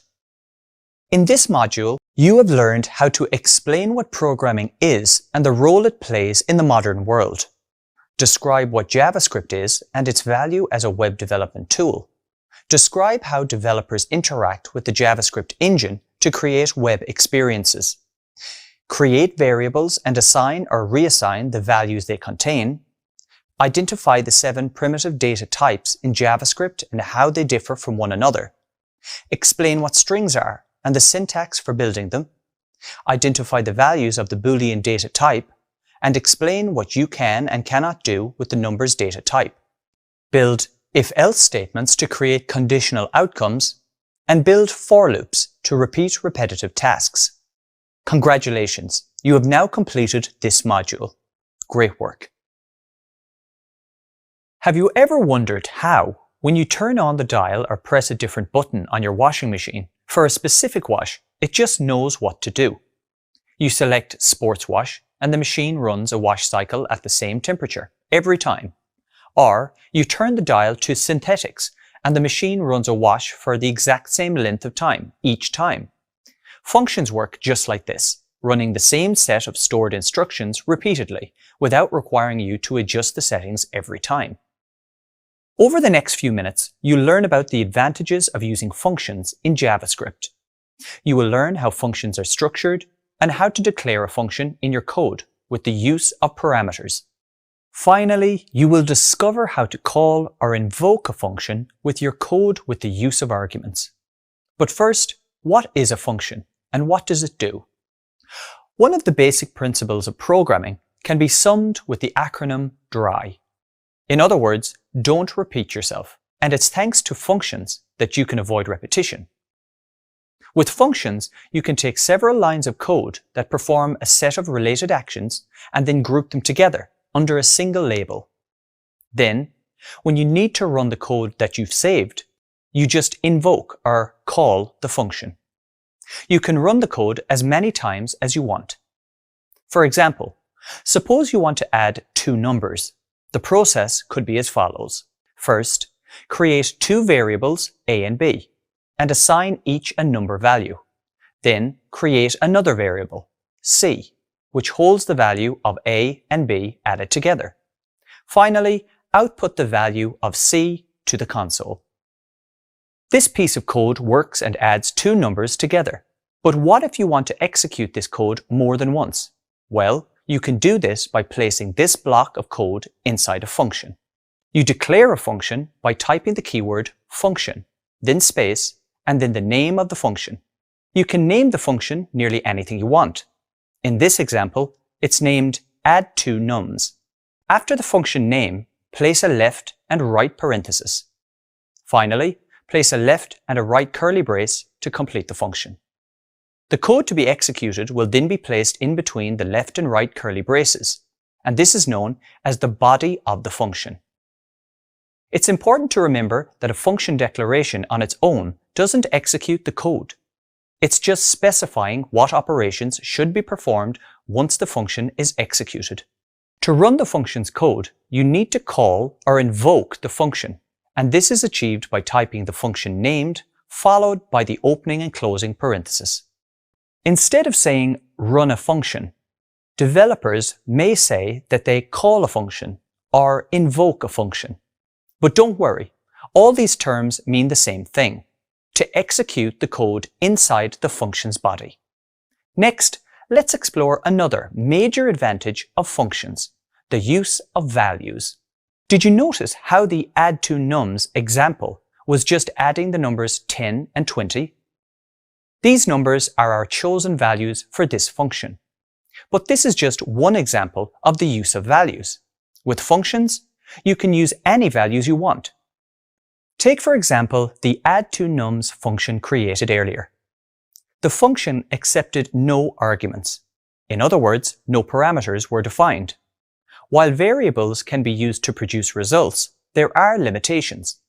As variables, a and b have specific values, and the function would always give the same result. So, let's change this function to make it more flexible. To do this, you need to pass values to the function. These values are known as function parameters and are placed inside the function definition. The values passed to the function are called arguments. Let's explore this a little further now. By setting a and b as parameters instead of using variables, I can easily plug in any two numbers that I want to add. Parameters are sort of like variable names. They allow us to set changeable values on each function call. Functions with parameters can accept any kind of value and result in clean, more efficient code. Building functions this way allows you to write flexible functions that can be reused with various values as many times as you need. For example, by passing values as arguments to our function add2nums, we can call it as many times as we want. And as long as we send it two values, it will add them together and output the result. In this lesson, you learned about functions in JavaScript. First, you created a function without parameters and assigned fixed values inside the body of the function itself. Then, you learned about function parameters to pass values to functions. It's important to remember that function parameters act sort of like variable names. The actual values that these variables will be assigned will come in the form of function arguments at the time the function is invoked. You're now familiar with the advantages of using functions, declaring a function with parameters, and calling a function with arguments. Working with functions is common in day-to-day development and is one of the core skills a developer needs to master as they help you write more efficient, reusable code. You probably know that freight trains are an important means for moving cargo. But have you ever thought about the system that keeps things running smoothly as changes are made at every stop? Carriages are typically set in a specific sequence, and each carriage may carry different items or materials. Other carriages can also be added or removed without disrupting the rest of the order. Much like a freight train, JavaScript has a piece of functionality that allows you to store and rearrange sequenced collections of items. This is called an array.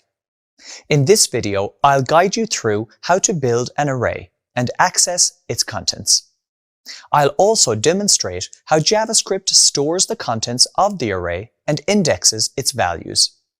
Let's say that you want to emulate a toy freight train using JavaScript. On this train, each carriage has a number painted on its side and is presented in sequence, starting from 0. Using JavaScript, you'll assign some cargo to each carriage. For the first one, let's input var carriage 0 equals wheat. Great. Now when you inspect the contents of carriage 0, you'll get back the word wheat. You can use the same approach to model your entire train.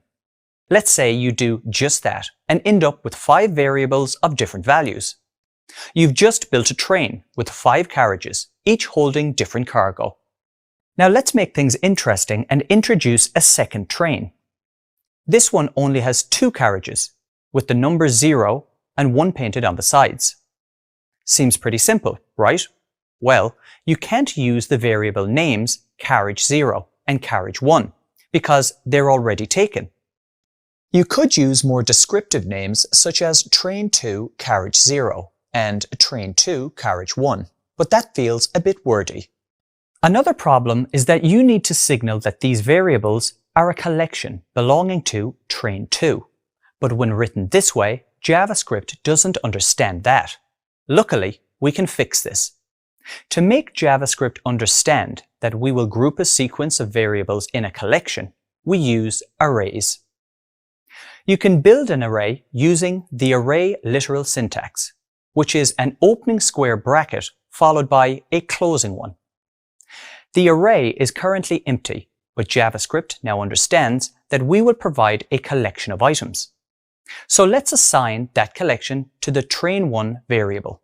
Finally, let's add carriages to the train1 array by typing in the item names with each separated by a comma. So, now we have a train, but what happened to the carriage numbers?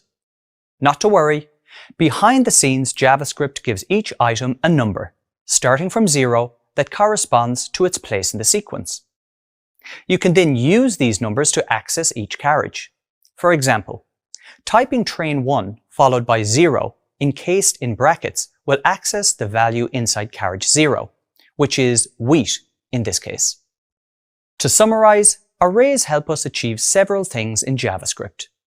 Arrays signal that the assigned values all belong to a group. These values are ordered in a sequence, and each one can be accessed through its index number in that sequence. In this video, you learned how to build an array in JavaScript. You also learned how JavaScript sequences array items using an index value. In programming, if you have groups of data that you would like to relate, you can assign them to something known as an object. In this video, I'll help you to understand why we use objects in JavaScript. I'll also demonstrate how to build objects using dot notation as well as by specifying comma delimited key value pairs.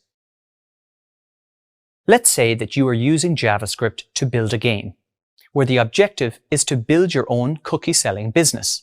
Your game is turn-based and uses tiles for characters to move, trade, and build their company.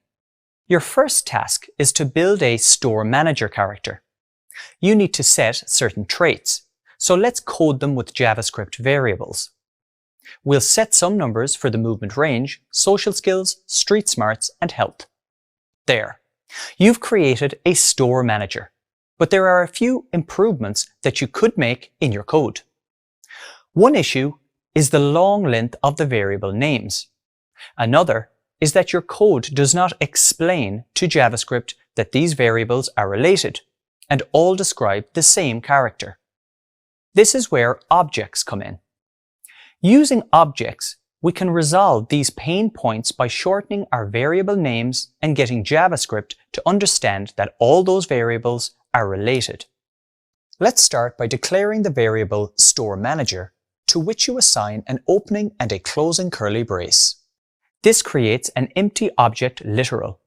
Next, instead of declaring individual variables for the traits, you can add a dot operator to each one, right after the words storeManager. Now, when you inspect the storeManager object, it recognizes these as traits of the storeManager. So, here you have built a storeManager object using dot notation. Each trait is a property of the object. Objects can be described as collections of related properties, where each property is represented as a key value pair. This means that what is normally a variable name becomes a property key, and what is normally a variable's value becomes the property value of the object. Objects can also be built by listing the key value pairs inside of the object literal, which specifies them as comma delimited properties. To demonstrate, let's build a new character object. First, I declare the object name using var and then the object. For example, Assistant Manager. Then I simply input the properties and values in between curly braces, with each property followed by a colon and its value. Next, I separate each key value pair by a comma. Lastly, I finish the declaration using a closed curly bracket. And that's it. I created an object and assigned some values to its properties. After an object is built, you can still update the object by adding new properties to it. This can also be done with dot notation. For the storeManager object, you can add another property called nextAchievement by using dot notation. As before, you do this by placing a dot operator between the object name and the property. Then, for the Assistant Manager object, you can add a property with the same name using dot notation. And that's it. Now your objects have new properties added to the previous ones. In this video, you've learned why objects are valuable tools in JavaScript coding, and how to build them using dot notation and by specifying comma delimited key value pairs. Perhaps you can apply this knowledge towards creating the next great game. In this video, you'll learn how to use the random and seal methods of the math object in JavaScript. The math object is really useful when using some of its built-in methods, one of which is the random method. For example, this method allows you to generate a decimal number between 0 and 0.99. So let's explore how the random method works in practice. One way you can work with the math.random method is to save its result in a variable. Notice I have created a variable named decimal and assigned its value to the math.random method. I can now log the value to the console, but please note the limited range of numbers that will be returned. If you want to output a number larger than 1, you must multiply the variable by 10. And I can do this with the multiplication operator using the asterisk symbol. When I click on the Run button, the output shows two numbers. The first one is a random decimal, and the second one is the decimal multiplied by 10. So this is an example of how you can extend the range of the math.random method to meet your needs. Okay, let me switch tabs now and learn about another built-in method of the math object, the seal method. This is used to round up any decimal number to the nearest integer. Let's pass several different decimals through this method and inspect the output. Notice that I have some code pasted into this file, and on line 4, I've created a variable named rounded and assigned it to the math.seal method. Inside the parentheses, I have placed the value 0.0001. I've logged this variable to the console. When I run my code, notice that a value of 1 is output. This is because the seal method can only round upwards. Just to confirm that behavior, we can change the decimal. When I set it to 0.5, I get the same outcome. I change it to 0.99 and, as expected, 1 again. Okay, let's move on to working with some larger numbers. Let me uncomment line 7 and notice that 1.01 returns a value of 2. When the value is 1.5, 2 is also the output. Finally, if I run the seal method on the value 2.99, I end up with 3. So now you understand how both the random and ceil methods work. Let me switch tabs again and next build some code that will combine the two to return a random integer between 0 and 10. The first step is to create a variable and assign it the value of the math.random method multiplied by 10. I need to pass this variable through the ceil method to ensure that an integer instead of a decimal value is created. So I declare the variable rounded and assign it the value of the math.ceil method containing the decimal variable inside the parentheses. Finally, I use the console.log method to output the variable rounded. If I run the code, notice that a value between 0 and 10 is output to the console. Just to confirm this works, I'll rerun the code and once again I get the expected result. In this video, you've learned how to use the random and ceil methods of the math object in JavaScript. Can you think of any creative uses for these? Why not give them a try in your own code? When two JavaScript developers discuss a subject related to work, sometimes you might hear the word iterable being mentioned. But what exactly does iterable mean?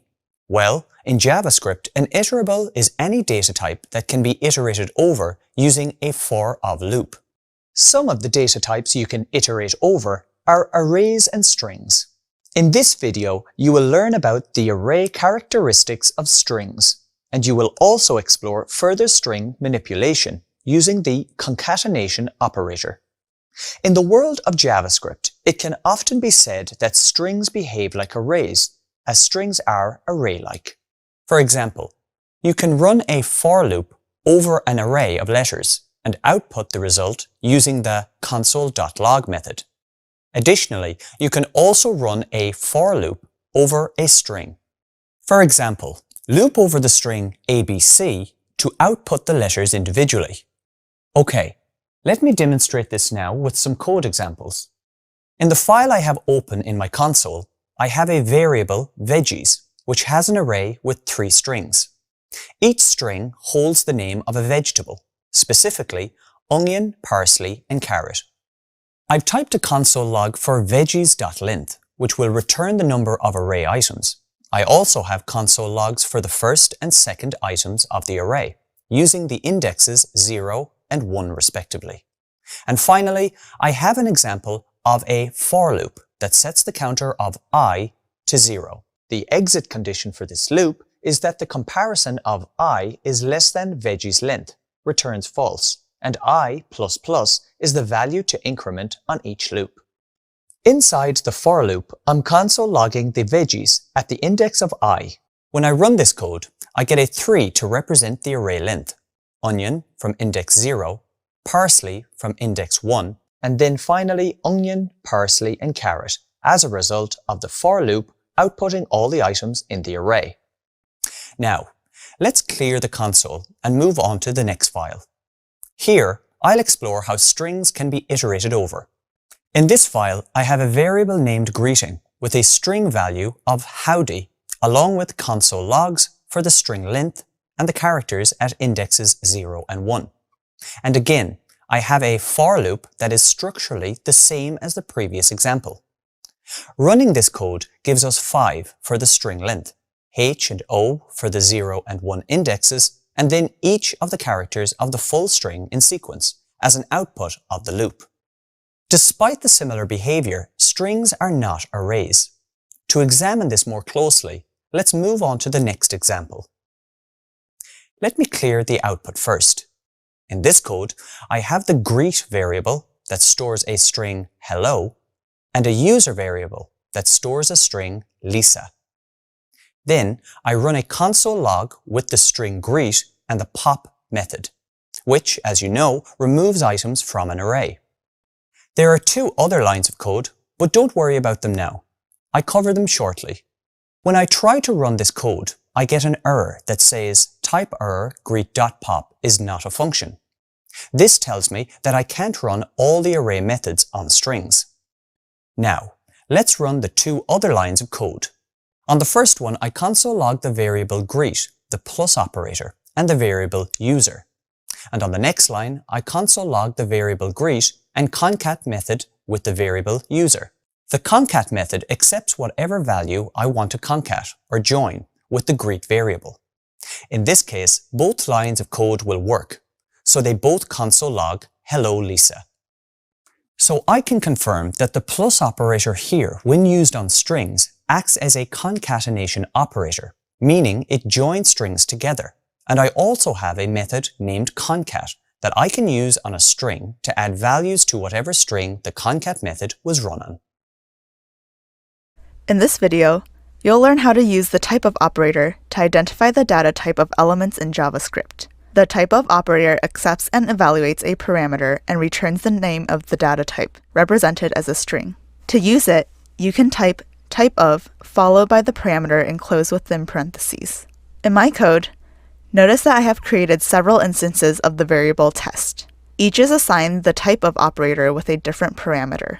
To check the result, I'm also using the console log method to output the value of the variable test.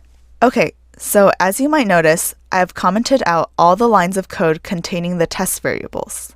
To demonstrate the typeof operator using different parameters, I will uncomment each of these lines one at a time, run the code, and then inspect the output. First, I uncomment line 3, which contains the typeof operator past a parameter of a string. When I run the code, notice that the name of the data type is output, which is a string. Next, let me uncomment line 5, which contains a number value. I rerun the code and notice that the data type named number is output. If I perform these steps on a decimal number, I get the same result for the decimal number 3.14. Okay, let's now check the Boolean data types of true and false. If I run the code, the data type named Boolean is output to the console. I uncomment line 11, rerun the code, and notice that Boolean is also output. Okay, next, let me show you that you can also pass comparisons as they will evaluate to a single value, in essence, a single parameter. For example, you can pass a condition like 1 is less than 2.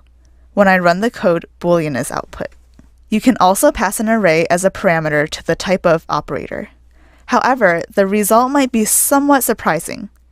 For example, here I have an array containing the numbers 1, 2, and 3. If I run the code, the data type named object is output. This is because arrays in JavaScript are actually objects. Passing an object through the typeof operator also returns object. Finally, you can pass a function as a parameter of the typeof operator. If I uncomment line 19 and run the code, notice that the data type named function is output. Okay, and that's it for this video. You now know about the typeof operator and how it can be used in JavaScript to check the data type. I encourage you to try it out in your own practice code. Isn't it frustrating when you're working at your computer and an error message appears on the screen and forces you to stop what you're doing? When a bug happens, our program keeps running, but it behaves in the way we didn't intend. When an error happens, our program stops running as the result of an error. In this video, you will learn about bugs and errors in JavaScript and some of the common error types, such as syntax, reference, and type errors. Suppose you have created a function that you pass two numbers. The function adds the two numbers and outputs the result. Next, you call the function and add another console log to the next line, where you will output the string still running. When you run the code, the number 3 will output. Then JavaScript will happily continue on to the next line of code and console log the string still running. This is because our example code contains no errors. When the function is called, the code is executed and then moved to the next line. While this code works as expected, what if you pass to the function some varying data types, such as a string and a number? For example, a string of 1 and number of 2. For this, recall how concatenation works. Due to JavaScript coercion, when you add a string and number using concatenation with the plus operator, the values will concatenate as strings. Thus, the result is a string of 12. Our function is now no longer adding numbers. Instead, it is concatenating strings. However, JavaScript happily continues executing the code, outputs the string of 12, and console logs the words still running. Notice that our program is working without interruption. However, it is not working how we intended it to work. This is what's referred to as a bug. as it makes our code behave unexpectedly, but it continues to work. So, how does an error differ from a bug? Well, let's explore another scenario. Suppose you had simple programming that has two statements. The first uses console log to output C plus D, and the second one uses console log to output the statement, "This line never runs." What if these two lines of code were the only lines of code in our program? Where would JavaScript find the values of the variables C and D? Well, it wouldn't, because in the sample code these variables don't exist. They have neither been declared or assigned. It would look for the variables of C and D. Since they don't exist, JavaScript outputs a reference error. This type of error occurs when a value is not defined, but you attempt to use it in your code. When an error happens, our program stops executing the code as a direct consequence. No further lines of code are executed. In JavaScript and some other programming languages, we say that an error is thrown. So, an error can be defined as a faulty piece of code that prevents the program from further execution. An error gets thrown and the program stops.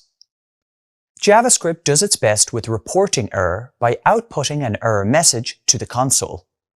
This error reporting is useful because it narrows down the issue with our code. In JavaScript, there are many error types, and some of the most common are syntax error, type error, and reference error. You have just learned about reference error, so let's explore syntax error and type error briefly now. A syntax error occurs when you write a piece of code that JavaScript cannot read. For example, if you declare a variable and assign it a value of a string but forget one of the closing quotation symbols. Alternatively, suppose you try to run an array method on a number, for example, the pop method. In this example, a type error would be reported. Uncaught type error, 5.pop is not a function. You've now learned about bugs and errors and the differences between them. You've also learned about some of the common kinds of errors and how JavaScript helps you catch these by outputting error messages.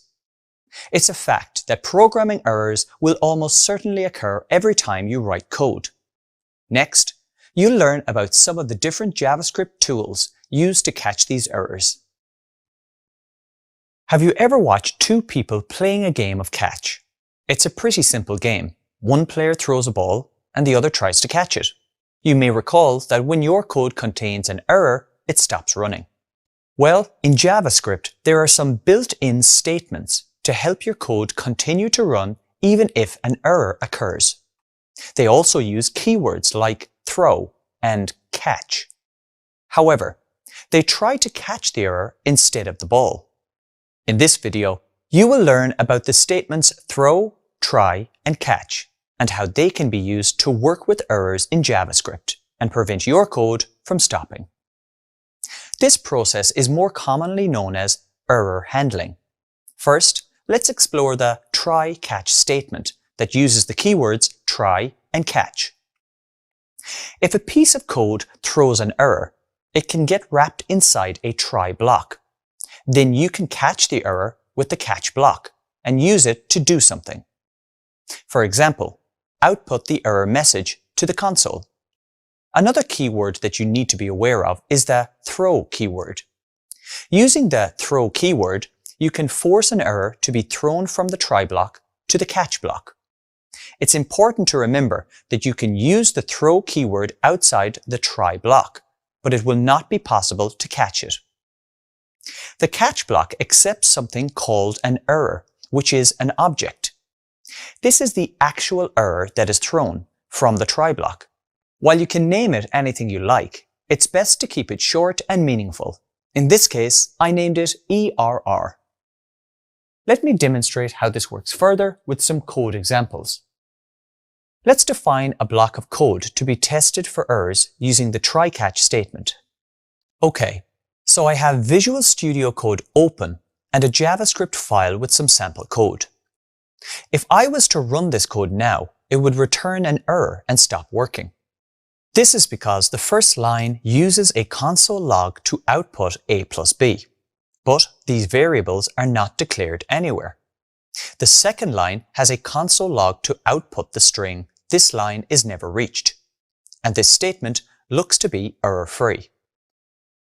When I click the Run button, a reference error is output telling me that A is not defined.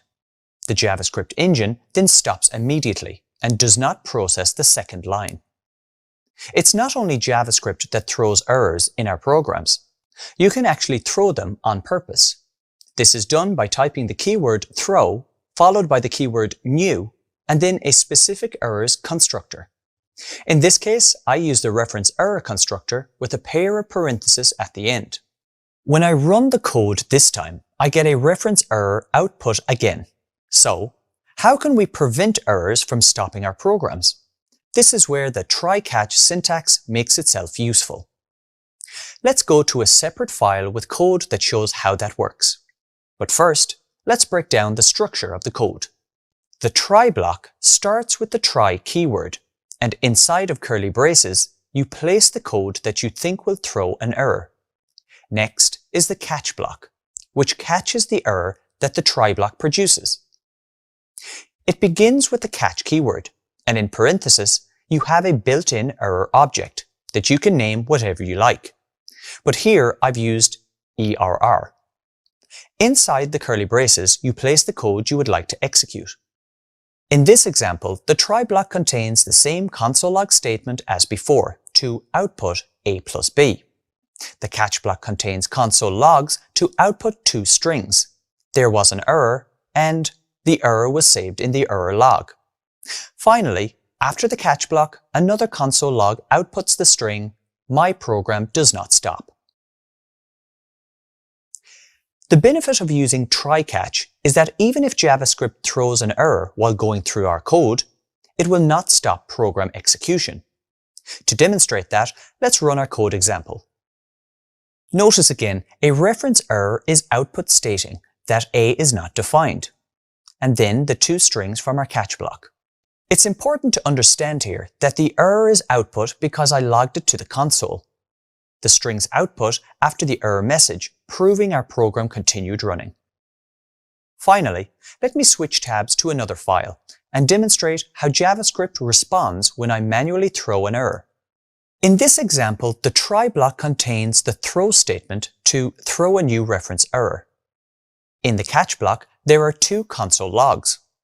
The first one outputs the error object, and the second outputs the string "there was a reference error." Outside the try-catch blocks, the program ends with a console log to output the string "my program does not stop." When I run this code, notice that the reference error is output. This is the error that was thrown in the try block and then output using the error object in the catch block. Once again, this is just the error being output. The code has not stopped running, and I can confirm this as the final console log message is output to the console. In this video, you've learned how to work with errors in JavaScript. You learned how you can use try and catch blocks and the throw keyword to deal with them. The next time you see a game of catch, think about how you can use a similar mechanism to help catch errors in your code. Imagine that a restaurant has been booked for a wedding reception and the big day has finally arrived. Unfortunately, not everything is going smoothly, and it seems that many expected guests have not yet arrived. So, how do we know that empty seats should be filled with guests? It's as simple as placing a small sign on each table. Each one tells us a person is not currently here, but a person should be here. In JavaScript, there are similar situations in which you need to mark the places where a value or object should exist. In this video, you'll learn about three types of empty values: the null data type, the undefined data type, and empty strings. I'll also demonstrate some of the scenarios in which you can expect to encounter these values. We'll start with the null data type. Null represents the intentional absence of any object value. It is also a return value of some built-in JavaScript methods. For example, let's say you create the variable named letters, and assign it a string value of ABC. You'd like to search for the letter A in this string. You can do this by using the match method to search inside the variable. This returns an array with several pieces of information. But the most important part is that it confirms the A was found in the string. This time, let's use the same method on a different letter, the letter D. The return value of the match method should be an array, which is a kind of object in JavaScript. But since the D letter cannot be found, the array with the result can't be built. So null appears instead to indicate the absence of an object. In JavaScript, there may also be times when you are building something that hasn't been clearly defined yet, and so you can't assign a value to it. Fortunately, there is a way to store it so that you can assign it later using the undefined data type. While some data types in JavaScript can hold many possible values, others are constrained to just a few. For example, the string data type can hold a virtually infinite combination of characters, while the Boolean data type is limited to the values true or false. The undefined data type can only hold one value, undefined. You may recall seeing this in your practice code. For example, all functions return undefined by default, unless it's been decided to return a specific value instead. When you use console.log to output something like a name, you will see undefined displayed after the output. This is because console.log is a function and you are not returning a value. Another common situation where the undefined value appears is when a variable is declared without assignment. For example, suppose I create a variable named noise but do not assign it a value. You might recall that this is valid JavaScript and the code will run. However, as the variable has not been assigned a value, JavaScript automatically assigns the value of undefined. We can even explore this further. For example, let's say you use console.log to output the unassigned variable noise. Then, on the line below, you assign the noise variable the string value of thunder. What will happen if you then output this variable again to the console? The console will output the string thunder. This means only the instances after the declaration will take the assigned value. Even if the declaration assigns a value, any uses of the variable before the declaration will still return undefined. While it's important to understand this behavior, it's usually best practice to always assign your variables with values when you declare them. As you may have noticed, JavaScript gives you some flexibility, but you still have limitations. For example, if you try to console log a variable that hasn't been declared in your entire code, your program execution will stop. And rather than undefined, a reference error will be output. One way to think about it is that the undefined data type acts like a placeholder for a value that the JavaScript engine knows to exist. It just has not been specified. Another scenario of undefined is when you try to access an object property that doesn't exist. For example, let's say you have a game object with the property score that has a value of 1000. The property contains all lowercase words. Let's say you try to access this property, but you make a spelling mistake and spell score with a capital S. JavaScript can't find anything with this information, so it gives you the value undefined instead. Finally, let's explore the last empty value which you might be already familiar with, the empty string. This is a string without any characters inside of it, and it can be built in a few ways, such as with single quotes or double quotes with no characters in between them. In this video, you learned about the differences between null, undefined, and empty strings, as well as some of the common situations in which they appear. You've reached the end of this module on the building blocks of a program. In this module, you've discovered how to work with arrays, objects, and functions. You've also discovered how to prevent errors in your code. It's now time to recap the key topics you learned and skills that you gained. You began the module with an introduction to arrays, objects, and functions. Now that you've completed this lesson, you can explain the purpose of functions and describe their benefits. outlined the process for building an array and accessing its contents, and you now understand the array characteristics and concatenation operators of strings. You can also build and call functions, create custom objects, explain how math objects work, and interact with arrays and objects. During this module, you also undertook a series of exercises in which you demonstrated your ability to utilize functions to solve simple problems, add strings to arrays, and add properties to objects. You then moved on to the next lesson, in which you explored the concept of error prevention. During this lesson, you discovered how to recognize the differences between bugs and errors, demonstrate try-catch blocks, and explain the concepts of undefined, null, and empty string values. You also completed several readings in which you learned how to recognize common types of errors in JavaScript, including syntax, logical, and runtime, and engage in defensive programming. You should now be familiar with arrays, objects, and functions, and you should also have developed your skills in error prevention. Great work! You're making good progress on your journey to becoming a JavaScript developer. When you listen to a lecture in class, the language used is probably very formal. Grammar rules are observed, and syntax and vocabulary can get quite complex based on the topic. Some other examples of the use of formal language can be found in courts and other legal institutions. Now let's consider the way people talk in their everyday life. There's lots of slang. Grammar rules are bent and broken, and the entire delivery is colloquial. There are many styles in every human language, and they all perform the exact same function, communication. The same can also be said about computer languages. They too have various styles, also known as programming paradigms. And just like in human languages, no one style is better suited than the other. In programming, there are two commonly used paradigms: functional programming, sometimes abbreviated as FP, and object-oriented programming, sometimes abbreviated as OOP. You can think of these paradigms as different approaches to writing code. But the result is still the same: instructing a computer to perform a set of operations. In this lesson, you will learn about functional programming. So let's now focus on the functional programming style.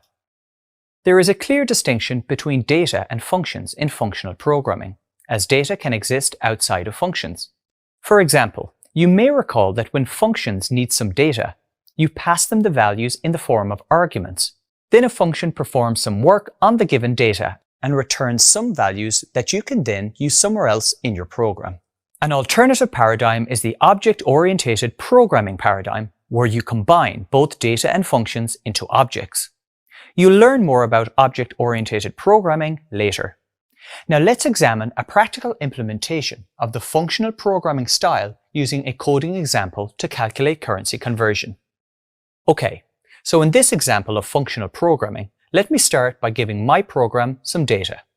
The purpose of the program is to perform currency conversions. Notice that I already have a variable declared with the name currency1 and assigned it the value of 100. Next, I'll add two more variables, currency2, which is assigned a value of 0, and exchange rate, which is set to 1.2. Notice that I have declared all these variable names using camel case.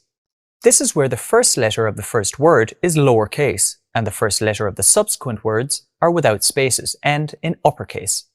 Next, I can create the function that will work with these variables and operate on this data.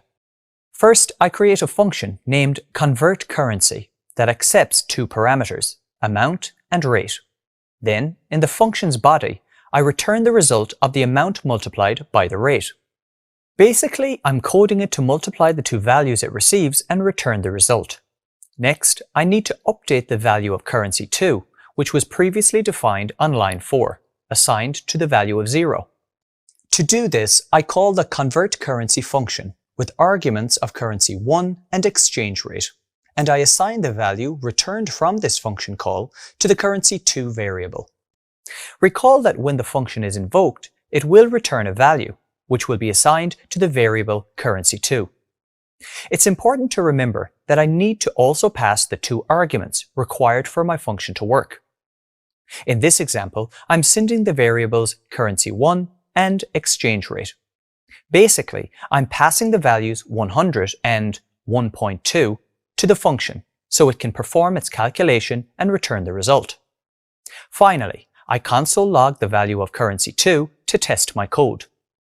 Success! 120 is output to the console, the result of 100 multiplied by 1.2. In this lesson, you learned about functional programming and how it can be used to solve a problem by separating data from functions. Great job! Treadmills are a useful piece of equipment for doing cardio at the gym or when running outdoor isn't an option. They are also easily started with the push of a button. Imagine, however, if there was no way to control when a treadmill stopped. That wouldn't be ideal, would it? Fortunately, most treadmills have a function that tells the treadmill to stop after a specified amount of time. Thank goodness! In JavaScript, functions that repeat tasks are similarly helpful unless they run endlessly. In this video, I'll demonstrate what recursive functions are and help you understand how to write them properly to avoid getting stuck in an infinite loop.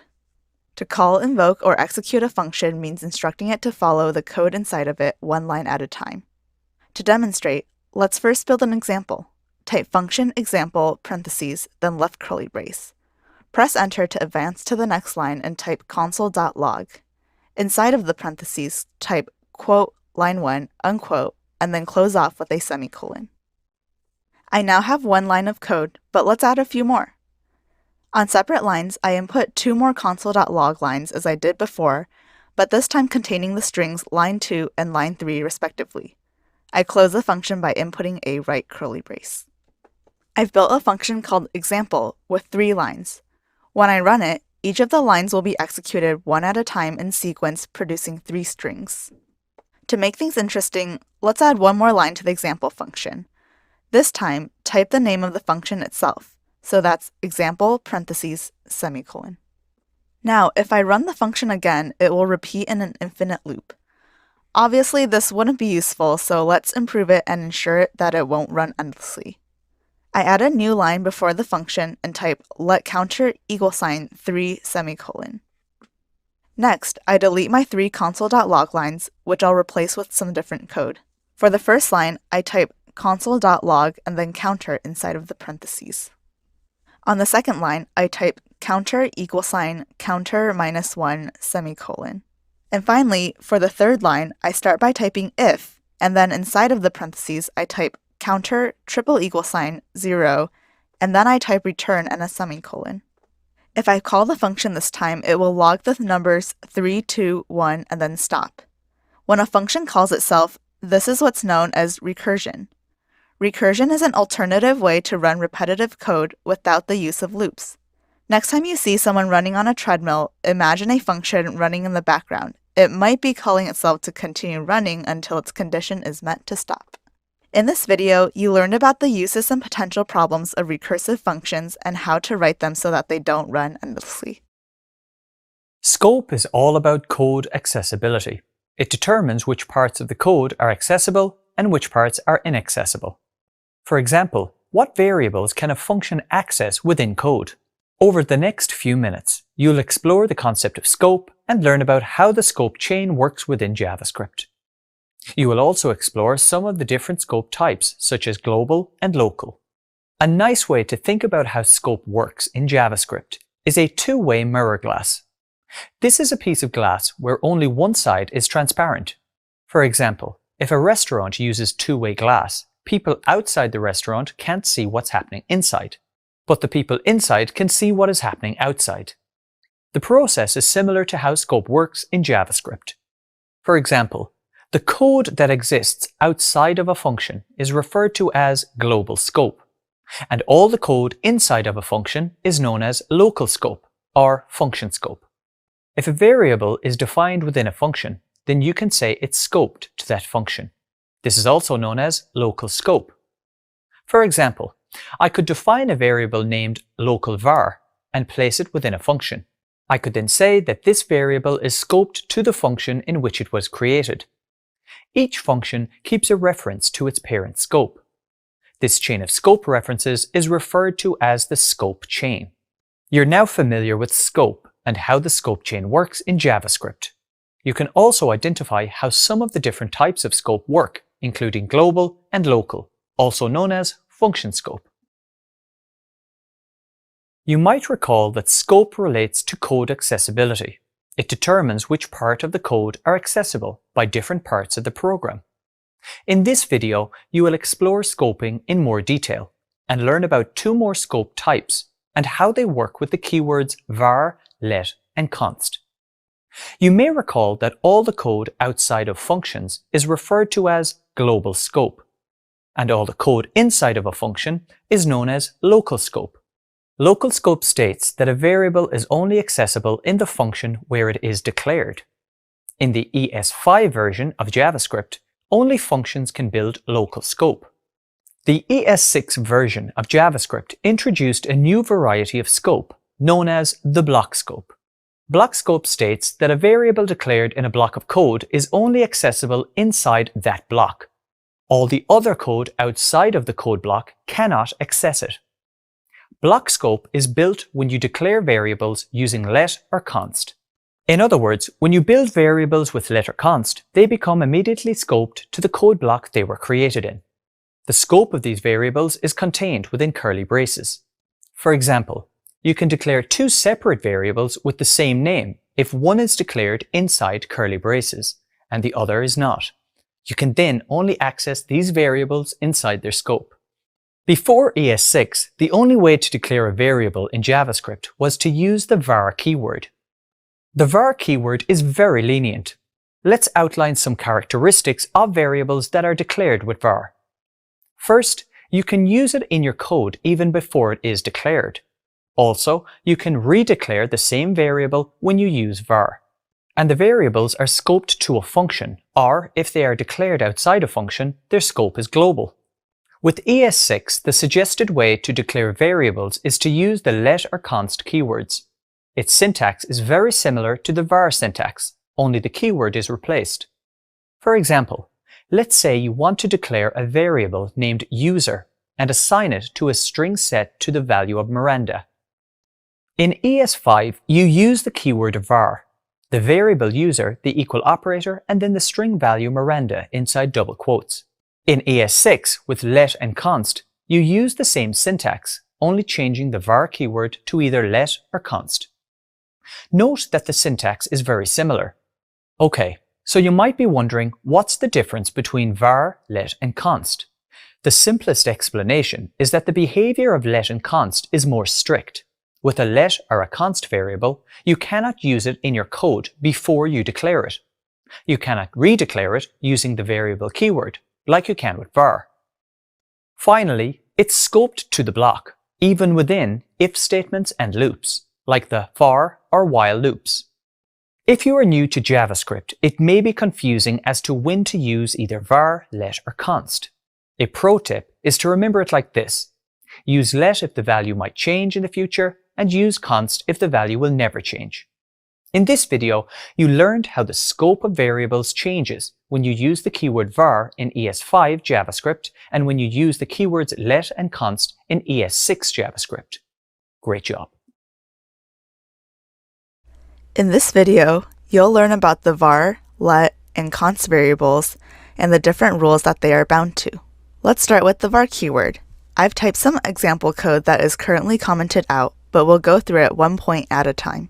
A variable declared with the var keyword can be accessed before initialization as long as the variable is eventually initialized somewhere in our code.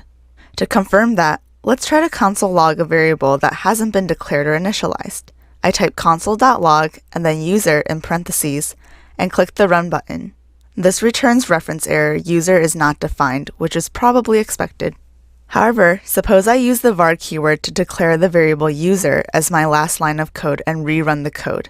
Notice that undefined is output but no error. This means that the JavaScript engine continues to run.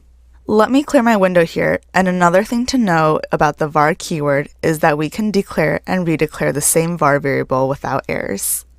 Let me uncomment lines 9 to 13 in my code to demonstrate. Notice that each line uses the var keyword to repeatedly declare the user variable and assigns it to a different string value, Mary, Joanna, and finally Mark. I'll comment out line 15. When I run my code, it outputs the first value, undefined, and then the value of the latest reassignment, in this case, the string mark. Next, let's move on to the let keyword. A key difference is that you cannot access a let variable before declaring it. For example, in lines 4 and 5, suppose I run a console log on the user variable as our first line. In that case, I get the reference error cannot access user before initialization. What we can do, however, is declare an unassigned variable with let. Running a console log by uncommenting lines 8 and 9 works without problems and returns undefined. However, once you declare a variable with let, you cannot redeclare it. Trying to do so by uncommenting line 12 will produce the error, syntax error, identifier user has already been declared. While you cannot redeclare a let variable, you can reassign it. For example, notice lines 8 and 15. Initially, it is set to undefined and then to the string value of Anna. Now if I run my code, notice that undefined is output first, followed by the string Anna. Finally, let me switch tabs again to demonstrate the const keyword, which is the strictest. A const variable must be initialized. For example, on lines 4 and 5, you get the syntax error missing initializer in const declaration. Next, let's comment out lines 4 and 5 and uncomment lines 8 and 9. As you can see, you can't access a const variable before initialization or else you'll get a reference error. Next, uncomment line 9 as well as line 12. A const variable can't be redeclared as it throws the type error assignment to constant variable. Okay, and that's it for this video comparing variable declaration using var, let, and const. It might seem confusing at the beginning to know which type to choose. Try to remember it like this. The var keyword is the most lenient, while the const keyword is the strictest. The best choice in use usually depends on whether or not you will be reassigning values. In modern JavaScript, I'd advise you to pick either let or const based on whether they'll be reassigned or not. Why not give it a try in your own practice code? In programming, there is something known as the programming paradigms. You can think of this as a classification, a style, or just a general way to write code. You may already be familiar with one of these paradigms, functional programming. In this video, you will learn about another popular one, the object-oriented programming paradigm, often referred to as OOP. OOP revolves around the idea of organizing our programs using objects to group related data and functionality. This is in contrast to the functional programming approach, where the data used in the app needs to be kept separate from functions that operate on that data. Let's explore this concept further using some code examples from the two paradigms. Suppose we are asked to write some code that calculates the total cost of buying a pair of shoes. The code needs to calculate the total price, which is the shoes multiplied by the tax amount. To code this solution, you decide that you need variables to store the values for shoes and tax and total price. You need a function, which you will call total price, to perform the calculation of multiplying the shoes by the tax. Finally, you need to be able to output the result. Using the functional programming approach, you clearly separate a program's data from functions that work on that data. With the OOP approach, you create an object and store all data related to that object, including variables, functions, and output statements. For example, you create an object named purchase1. You may recall that functions inside objects are known as methods. Now that the purchase1 object is created, you access the total price method on the purchase1 object using the dot notation. Then you invoke the total price method, which works with data inside the purchase1 object and returns the result of 120. In fact, you can access any data that the purchase1 object has. For example, using the dot notation, you can access the shoes price data and the state tax data. An advantage to using the OOP approach is that you can build as many objects as you need. For example, you can build another purchase object and name it purchase2.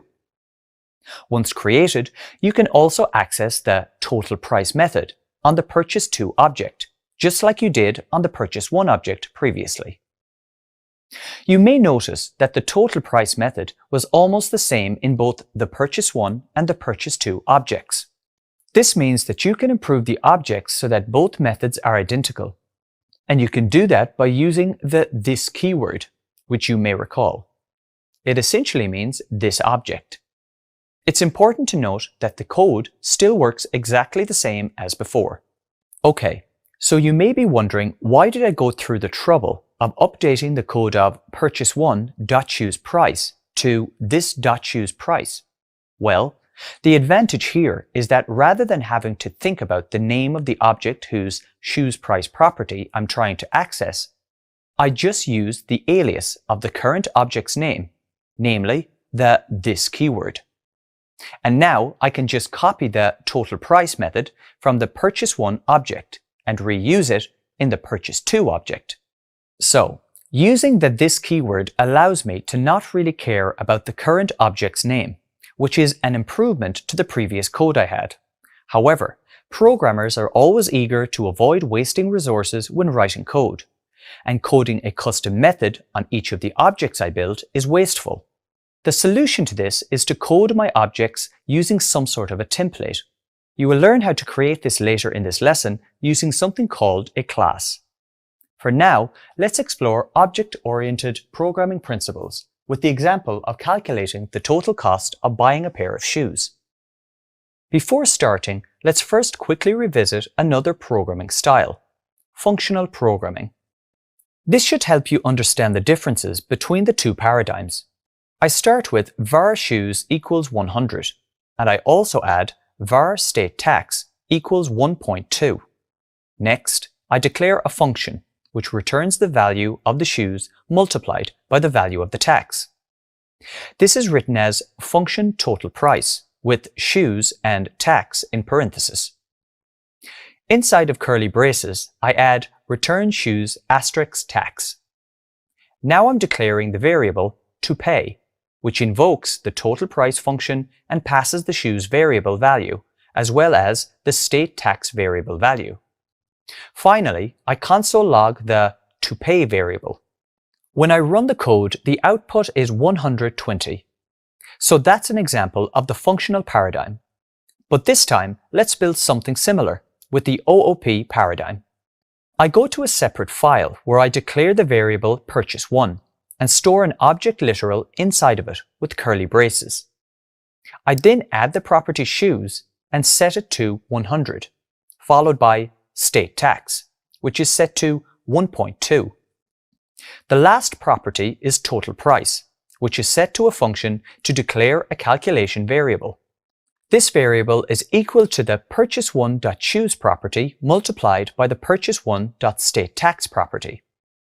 The second part of the function console logs the string total price, along with the value of the calculation variable. On line 10, I call the function with purchase1.totalPrice parenthesis, which I expect to return a value of 120. I run the code, and that's indeed what I get. On another file, I'll build another OOP example. This one starts with the variable purchase2, which has the same structure as purchase1. However, the shoes value is changed to 50. In the total price function, the calculation variable is updated to access the shoes and state tax properties from purchase2. When I invoke the total price method on the purchase2 object and run the code, it returns a value of 60. Between these two OOP examples, you may have noticed that aside from accessing the shoes and state tax properties in different objects, the two methods are completely the same. This means that I can improve my objects to make both methods identical while getting the same results. I can do this using the this keyword, which essentially means this object. Let's move to another file to examine how that works. In this file, I have the same purchase1 and purchase2 objects from before, with all of the same values. In the total price function of purchase1, I replace the references to purchase1 with the this keyword. I can then copy the total price method from purchase1 and paste it into the purchase2 object, since they are now identical. I run this code and it gives me a total price of 120 for purchase 1 and 60 for purchase 2. This is an improvement over my original code from the perspective of reducing waste. Instead of writing custom methods for every object, this approach allows for the reuse of existing code. However, although I'm reusing the existing code, I'm now repeating this same method on each new object that is built. That is wasteful, and programs need to be efficient. This is where making templates for objects comes in. In JavaScript, one of the most elegant ways to efficiently build new objects is by using classes. Congratulations! In this video, you learned about object-oriented programming and how it differs from functional programming. With the object-oriented approach, you can code more efficiently by reusing existing code. In programming, there are situations where you need to build many objects that have a certain specific set of properties and methods. For example, you might need to build hundreds of car objects for a car racing game. To code this efficiently, you can use something called classes. They are essentially a blueprint that you can repeatedly use to build new objects of a certain kind, as many times as you like. In this video, you will learn about classes. In JavaScript, any class is built using the class keyword, followed by the name of the class starting with a capital letter, and a pair of curly braces. Inside of the curly braces, you have the constructor function, which accepts as many parameters as needed. The role of the constructor function is to assign the passed-in parameters to the future object's properties. It is the constructor function that is used when instantiating new objects, instances of a given class. After the constructor is defined, you add as many methods as you want. It's important to remember that you don't use the function keyword here, just the name of the method is needed. Once the class definition is ready, you can start building the car objects. Now that you have instantiated the car class and saved the instance of the class as car1, you have access to its methods and properties. For example, to access the turbo on method, you type the name of the object, which is car1, then the dot, and then the name of the method that exists on that object. In this example, the turbo on method, with a pair of parentheses to invoke it. When invoked, the turbo on method will work with the available data in the car1 object to produce its output. Like with regular functions, you can also pass parameters to the class methods and then use them the same as with regular functions. In this video, you learned about classes and how they can be used to build multiple object instances with specific properties. In the real world, inheriting something means acquiring possession, condition, or trait from past generations. In this video, you will learn that inheritance also exists in JavaScript, and the inheritance model revolves around something called the prototype. You may also be familiar with the concept of a prototype, which is often referred to as an original model from which other forms are developed.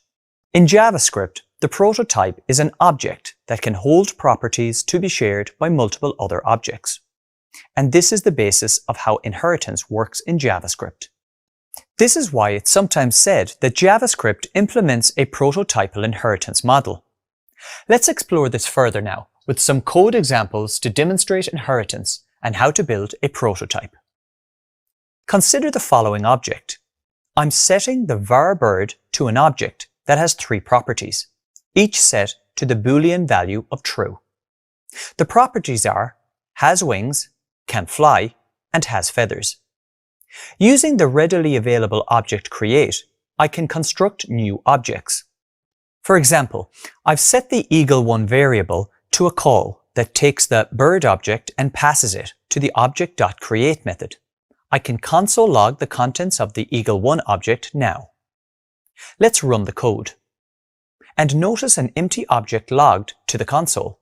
However, since I used object create to instantiate the eagle1 object, I also have access to all the properties of the bird object. So, I console log eagle1 has wings and pass eagle1 dot has wings. And I also console log eagle1 can fly and pass eagle1 dot can fly. And finally, eagle1 has feathers, passing it eagle1 dot has feathers. Let's rerun the code. Once again, notice eagle1 has wings true, eagle1 can fly true, and eagle1 has feathers true, our output to the console. With the object create syntax, I can build as many objects as I want, and they will all have the bird object as their prototype. Here, notice that I've built an eagle2 object, and I've used the bird object as a prototype, because I ran the object.create method on it, and I save everything to the eagle2 variable. It's important to understand that the eagle2 object also has access to the properties stored on the bird object as its prototype. Let's run this code to confirm. And indeed, notice that eagle2 has wings true is output to the console. I can even add different objects with different behaviors. For example, I can add a penguin1 object. I do this by declaring a penguin1 variable and assigning the result of the object.create method to it. Penguins are flightless birds, so I want to set the canFly property to false. Thankfully, this is a relatively straightforward process because JavaScript starts from the object itself when looking for properties to work with. Then, if it can't find it on the object, it looks up to its prototype. It's important to remember that it doesn't look further if it finds the property on the immediate object. This makes for a simple mechanism for overriding inherited properties. So let's implement this now. First, I set the canFly property on the penguin1 object to false. And now I can console log the penguin1 object. Notice the output to the console after running the code is that penguin1 is an object with a canFly property set to false. Additionally, I can still access all the properties of the prototype. So accessing the has feathers and canFly properties of penguin1 will return the values that are stored on the prototype when I run the code. However, the canFly property is now set on the penguin1 object itself, so it overrides the canFly property on the prototype. This override only affects the penguin1 object. It doesn't change my prototype or other eagle objects. In this video, you learned about inheritance in JavaScript. Although it is possible to build inheritance using the object create method, it's probably better to use class syntax for more complex objects and inheritance. Although under the hood, this syntax still works with prototypes, it makes sense to use classes as they improve developer experience in more complex scenarios.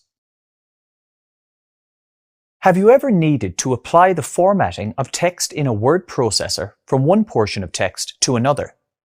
In essence, you are copying the properties from some text that is already formatted and applying them to another piece of text that you want to format.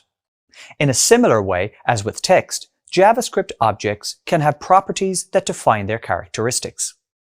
In this video, you will learn how to destructure objects and arrays, and also how to use the destructuring syntax to extract new variables from objects and arrays.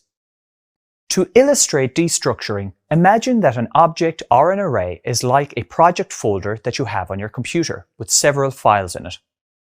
Destructuring something out of an object or array, in this case your project folder, is like copying that item from your folder onto another location. The original item still exists in your project folder. I just made a copy of the original item, but this copy is completely independent of the original item. Now let's explore an example with an existing built-in math object to destructure the value of pi from it. Let's start by using the let keyword and surround the uppercase pi in curly brackets equals math. Because I already know that the pi property exists on the math object, I make a copy of it and I save the new object in a separate variable I name pi. Note that I can only destructure something that already exists on an object. Using faulty spelling, including lowercase, won't work and will return an undefined value. If I type let open curly bracket small case pi close curly bracket equals math, pi returns as undefined. This is because there isn't a lowercase pi property on the math object. So, when I try to destructure it, I get the value of undefined for the lowercase pi variable. The next step is to confirm that all caps pi variable has the identical value and data type as math.pi by using the triple equals strict comparison operator. This will return a value of true. To prove that the destructured property and the original property are in no way connected, I update the value of the pi variable to be 1 by typing pi equals 1. I can now compare all caps pi and math.pi again by typing pi triple equals sign math.pi, thus getting back the Boolean value of false. It's clear that these two are no longer the same. The only reason why this worked is because the original property on the object and the destructured value are not connected in any way. In other words, there's no connection between the destructured variable and the source property on the given object. In this video, you covered how to destructure objects and arrays, and also how to use the destructuring syntax to extract new variables from objects and arrays. In this video, I'll help you understand the difference between for-in loops and for-of loops when applied to objects in JavaScript. At first, this code may appear complex, but you'll find that it only involves concepts that you've dealt with before. So, let's begin by breaking down what I have. I have a const set to an object and assigned to a variable named car. This object has three properties, engine, steering, and speed, which are given the values true, true, and slow respectively. I also have a const assigned to the variable sports car, and I've used object.create so that it inherits the properties of the car variable. Then I set the speed property of the sports car to fast and save it to the sports car variable. I've also added a console log to display the string, the sports car object, followed by the properties of the sports car object. Next, I have two for loops. The first one is a for-in loop written to log the properties of the sports car object. This is typed as for, followed by properties in sports car in parentheses. Inside of curly braces is a console log for prop, so it displays the properties of the sports car. Before and after the for-in loop code, I've written console logs to print some comments which will be addressed after I run my code. My second for loop uses the object keys method on my sports car object, which should iterate over that object. This is typed as for, followed by prop of objects.keys sports car inside of parentheses. Inside of the curly braces is a console log for prop plus a colon in double quotes and sports car with prop enclosed in square brackets. I've also console logged another comment after this code. When I run this code, I get the output, the sports car object is speed fast. It also displays the comment I had in the code, for-in is unreliable. Let's explore why. From the for-in loop, the console logged values might surprise us. It loops over the property in the sports car object, but the output includes the properties on the sports car's prototype too. Instead of just the speed property, I also looped over the engine and steering properties, which exist on the prototype of the sports car object, not on the sports car object itself. In fact, as the comments state, for-in loops are unreliable in this scenario because they iterate over not only the specified object, but also its prototype. That's why I used a thinking emoji in my comment with the string iterating over object and its prototype. Now, let's examine what came from the second for loop, which is a for-of loop. Note that I output the comment I had in the code for-of is reliable. I've gotten back speed fast, or in other words, the property and value that I've assigned to the sports car object. And just as I have stated in the comment in my code, this is because a for-of loop only iterates over the object's own properties and does not count the prototype at all. Hopefully, you are able to differentiate between the for-in and the for-of types of loops. Let's run a simplified version of the same code without the comments. I'll switch to my other file. This time around, my car object only has an engine property. Then I am declaring the sports car variable and I am setting the car object as the sports car prototype. I'm also setting the speed of the sports car as fast. And finally, I'm console logging the sports car object and looping over prop in sports car and props of object keys in sports car. In summary, the two loops are simplified. I am only console logging a thinking emoji and the props value for the first loop, the for-in loop. And I'm only console logging a bullseye emoji and the prop and its value in the for-of loop, that is, the second loop in my code. When I run the code again, the result is much simpler. First, I confirm that the sports car object only has one single property, speed, which is fast. Then, the for-in loop displays speed and engine because engine belongs to the prototype of the sports car object and not the sports car object itself.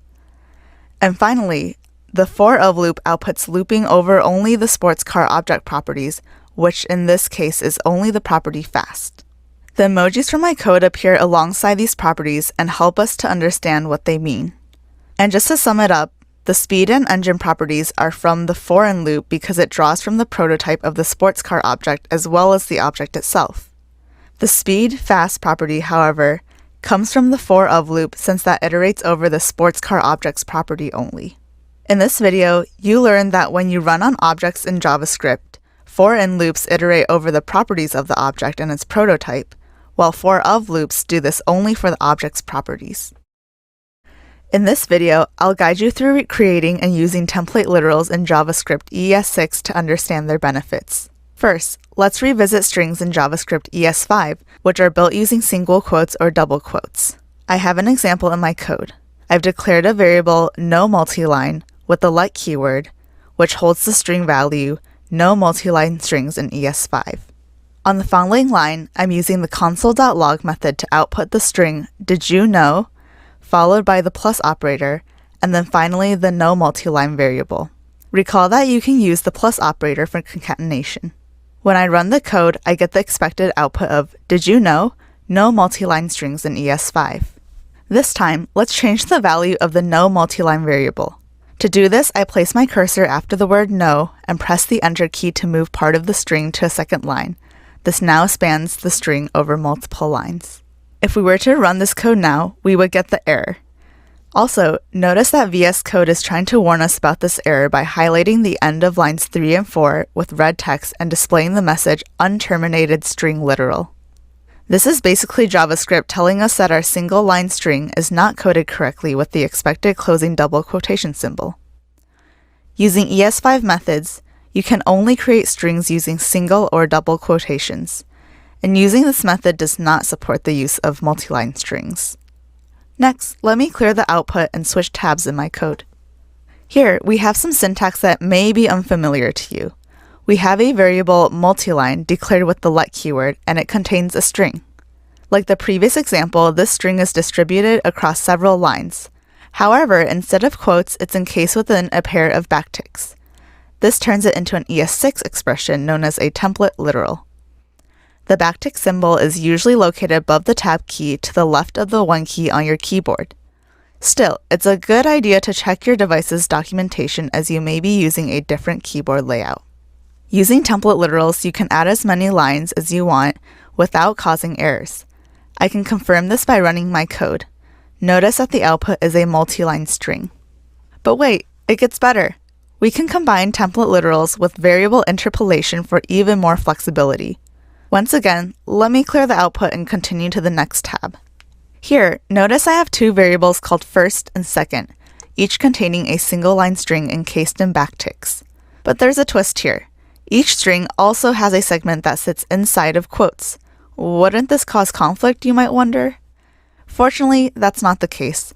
By using template literals, JavaScript does not consider quotes as string delimiters, meaning they are just regular characters here.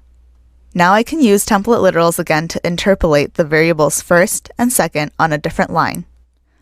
Instead of using the plus operator for concatenation, I can simply enclose the full desired string within backticks. I can then place the variable name by enclosing it within a set of curly braces preceded by a dollar symbol. If I run this code, JavaScript combines everything and outputs the full string. With template literals, you don't need to worry about the limitations of using single and double quotes. This can make for a much better coding experience, as you just need to use backticks and variable interpolation. And that's all for this video. Well done! You learned how to build and apply template literals to create multi-line strings and interpolate variables in JavaScript.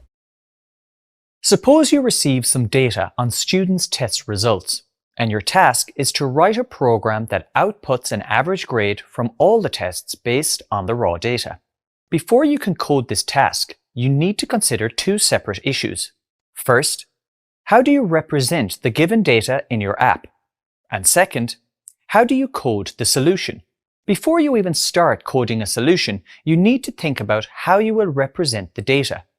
In this video, you will learn about some of JavaScript's most common data structures, such as objects, arrays, maps, and sets. A data structure is a way to organize data. For example, you could represent it as a string. However, it would be somewhat of a strange representation. You'd need to somehow extract the numbers from the string before performing calculations on them. Alternatively, you could represent it as several numbers, each number saved in a variable. Doing it this way, you don't have to extract and convert strings to numbers. But is this the most efficient way of storing your app's data? Perhaps another approach would be to store all the grades in an array.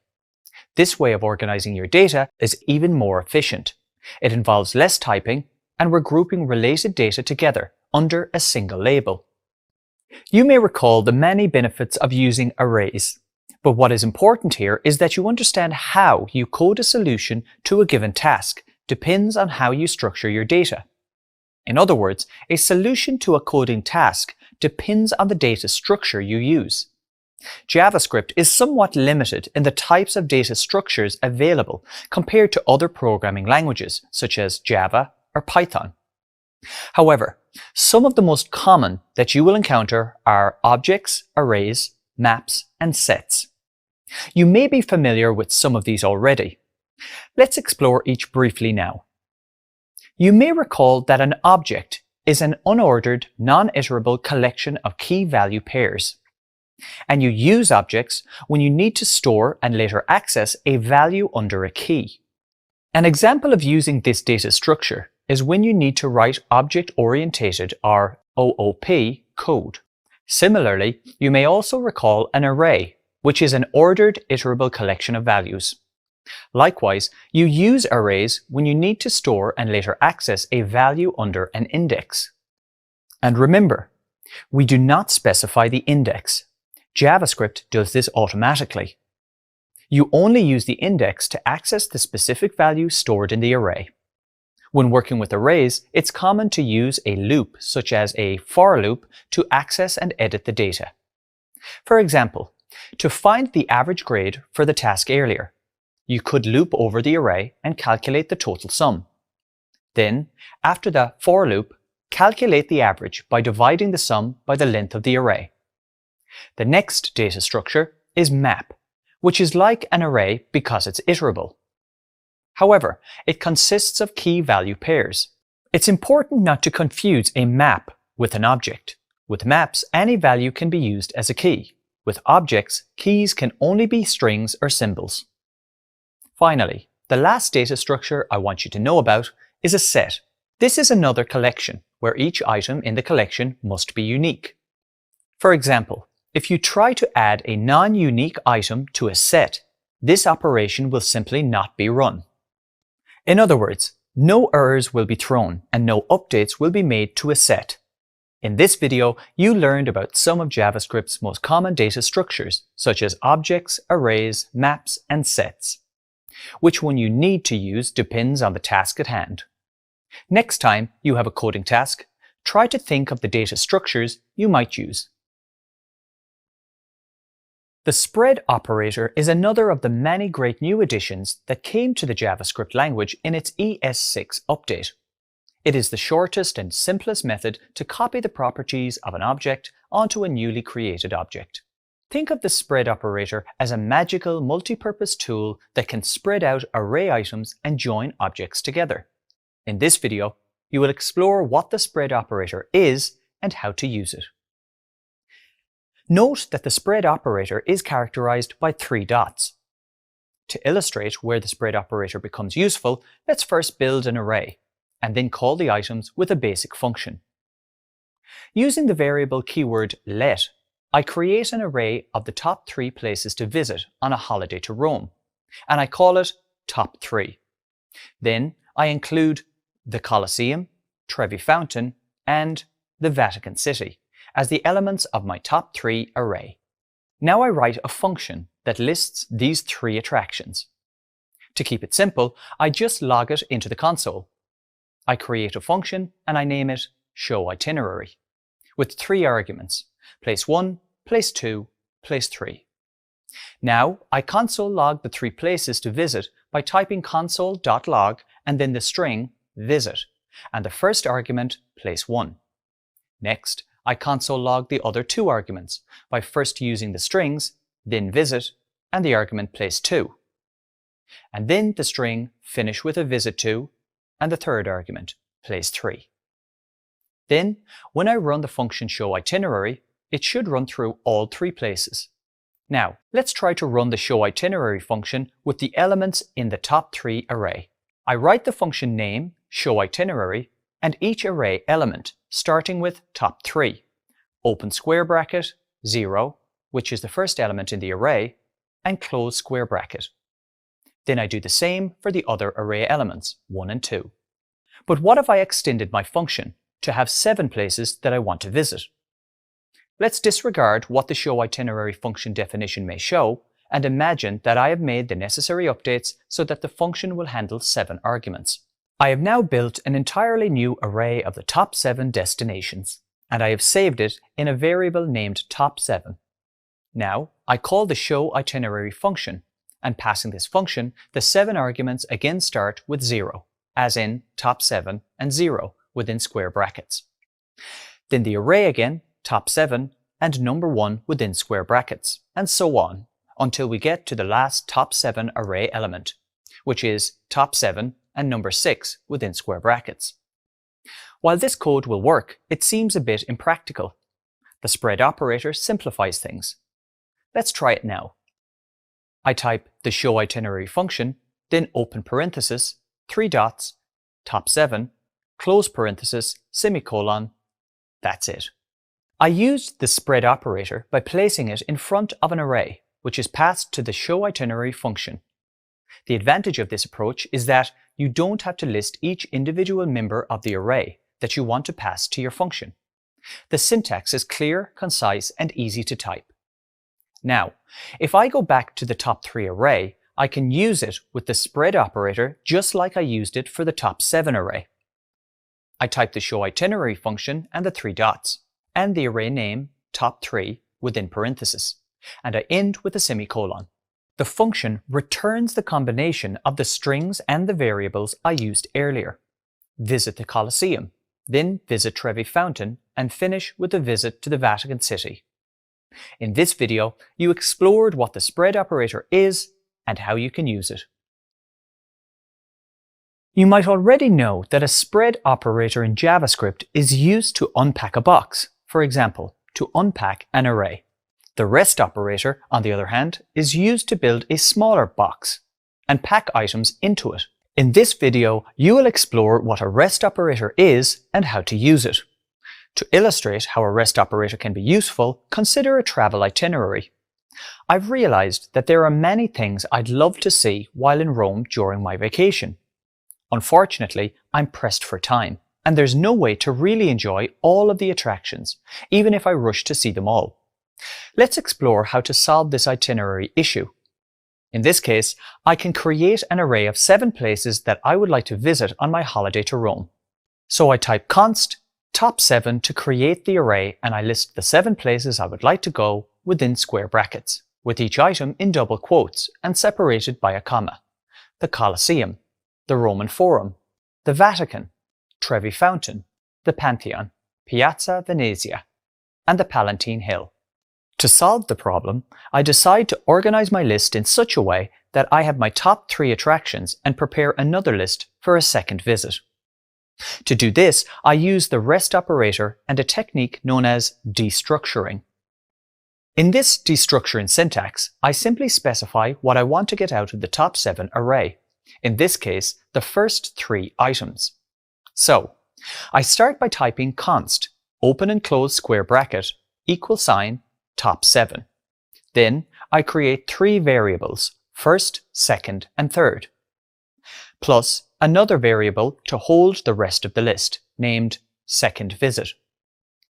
To do this, I type const first, second, third, and then 3 dots and a new variable, second visit, within square brackets, then equals top 7 semicolon. With this syntax, I extracted the contents of the top 7 array into 4 variables. The variable first with the value of the Colosseum, the variable second with the value of the Roman Forum, the variable third with the value of the Vatican, and then I include the variable second visit. That is a subarray of the rest of the items in the original top 7 array.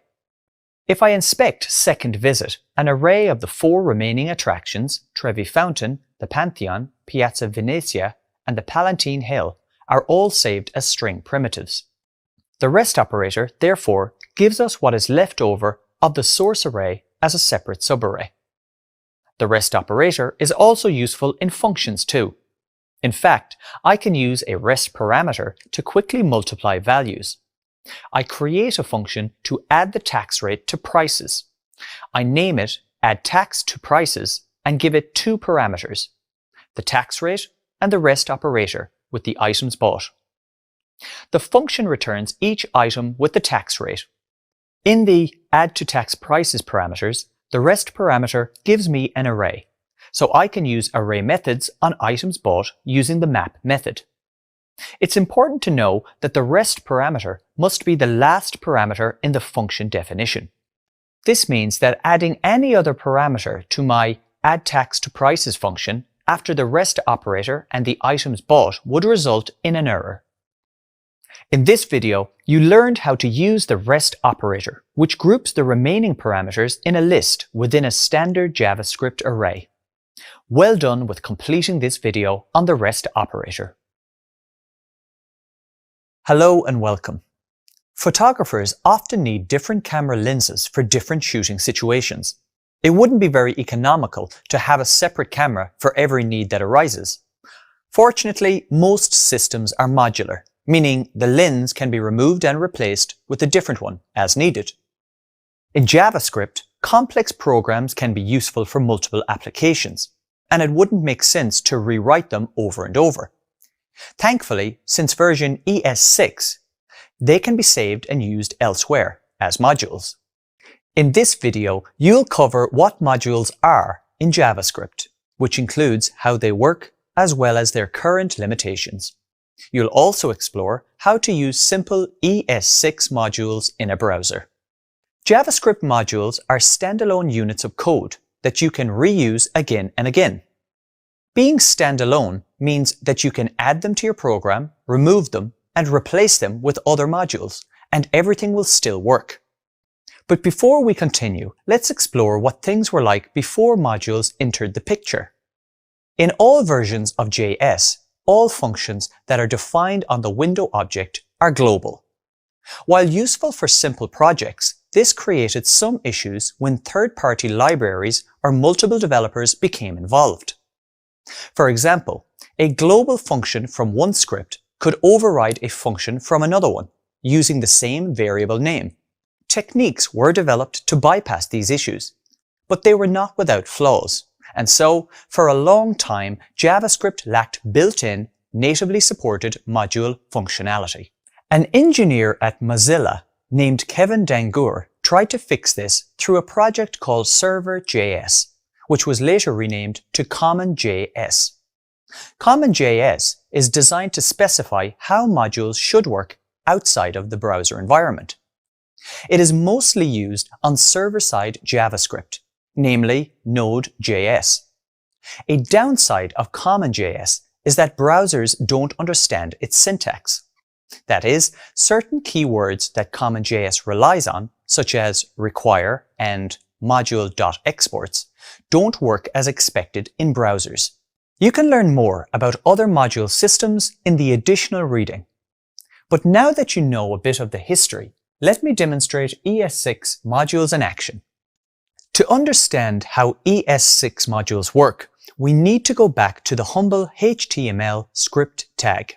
The script tag comes with a type attribute, which identifies the type of content that it contains. For JavaScript, it is written as script type equals, followed by text/JavaScript in double quotes. To display text in a browser, on the next line I've typed console.log, followed by the string hello from script tag in parentheses, and then a script closing tag. I can even omit the type attribute and use a basic script tag, and the attribute will be set to text/JavaScript by default.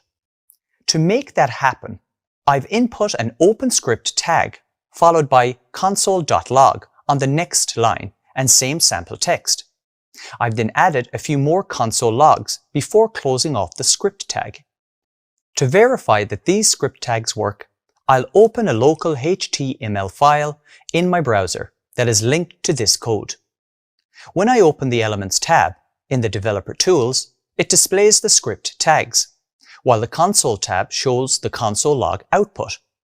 Next, let's explore how we can use ES6 modules in a browser. Before starting, I'll open a separate code document. Now, I've changed the value of the type attribute by typing the script tag script type equals module. I've then imported a module called greeting.js. But how do you make it work? To demonstrate, I'll open the associated HTML file in another browser tab. Since I'm running this file locally, access to my script is blocked by a built-in browser security feature called cross-origin resource sharing, and I receive an error message under the Console tab. To eliminate this error, I need to run the HTML file over a server. I can use a local server for that. For information on how to set up a local server, refer to the additional reading. Now, my greeting.js module is being read in and consumed by this HTML document script tag. In other words, the file's script tags have successfully imported the module. In this video, you've learned about modules in JavaScript ES6. You should now have a better idea of both their uses and their limitations, and you should know how to use basic ES6 modules in a browser. Did you ever think of the functions your TV remote does for you? It allows you to make changes to your TV. You can think of the DOM like a TV remote that lets you change the web page content on the screen. It even allows you to replace only certain parts of the page, such as an image or the heading, or both. A remote, however, has certain limitations. You can only change the channel, contrast, brightness, and volume. The DOM gives you much finer grained control than a TV remote ever could. For example, imagine you can change what characters in a TV movie look like with a few simple commands while the movie is playing. The DOM allows you to change properties of objects on a web page. You can think of the DOM as a superpower remote for websites. It gives developers power in how they can manipulate and update web pages. The DOM is in the form of a JavaScript object with nested objects for different parts of the page. These objects have nested objects of their own until the entire HTML file is mapped out in what looks like a tree structure. The DOM is the model of the HTML file saved as a JavaScript object in your browser's memory. The browser automatically builds the DOM for every web page that it downloads. For example, if you type a URL into your browser's address bar, the browser will fetch the web page that exists on this domain. If the browser connects to the server and it allows the browser to download the page, it will receive all the HTML code and save it in its memory. The browser will then show the downloaded page. It will also build that web page's DOM, a model of the HTML document your browser has just downloaded. As a developer, you can interact with the page's DOM to make changes to the web page. To interact with the DOM, you can use the Elements tab inside the browser's DevTools. You get to the DevTools by right-clicking anywhere in a browser window and then by clicking Inspect. The Elements tab allows you to interact with the DOM of the currently active web page using a graphical user interface, also known as a GUI. The browser also allows you to interact with the DOM using JavaScript. To do this, you should click the Console tab in the browser's DevTools. You can focus on the console panel by pressing the Escape key on your keyboard. Once done, you can start typing JavaScript commands to view and manipulate the DOM. This is similar to how you interact with the DOM using the Elements panel, only this time you're using code to do it.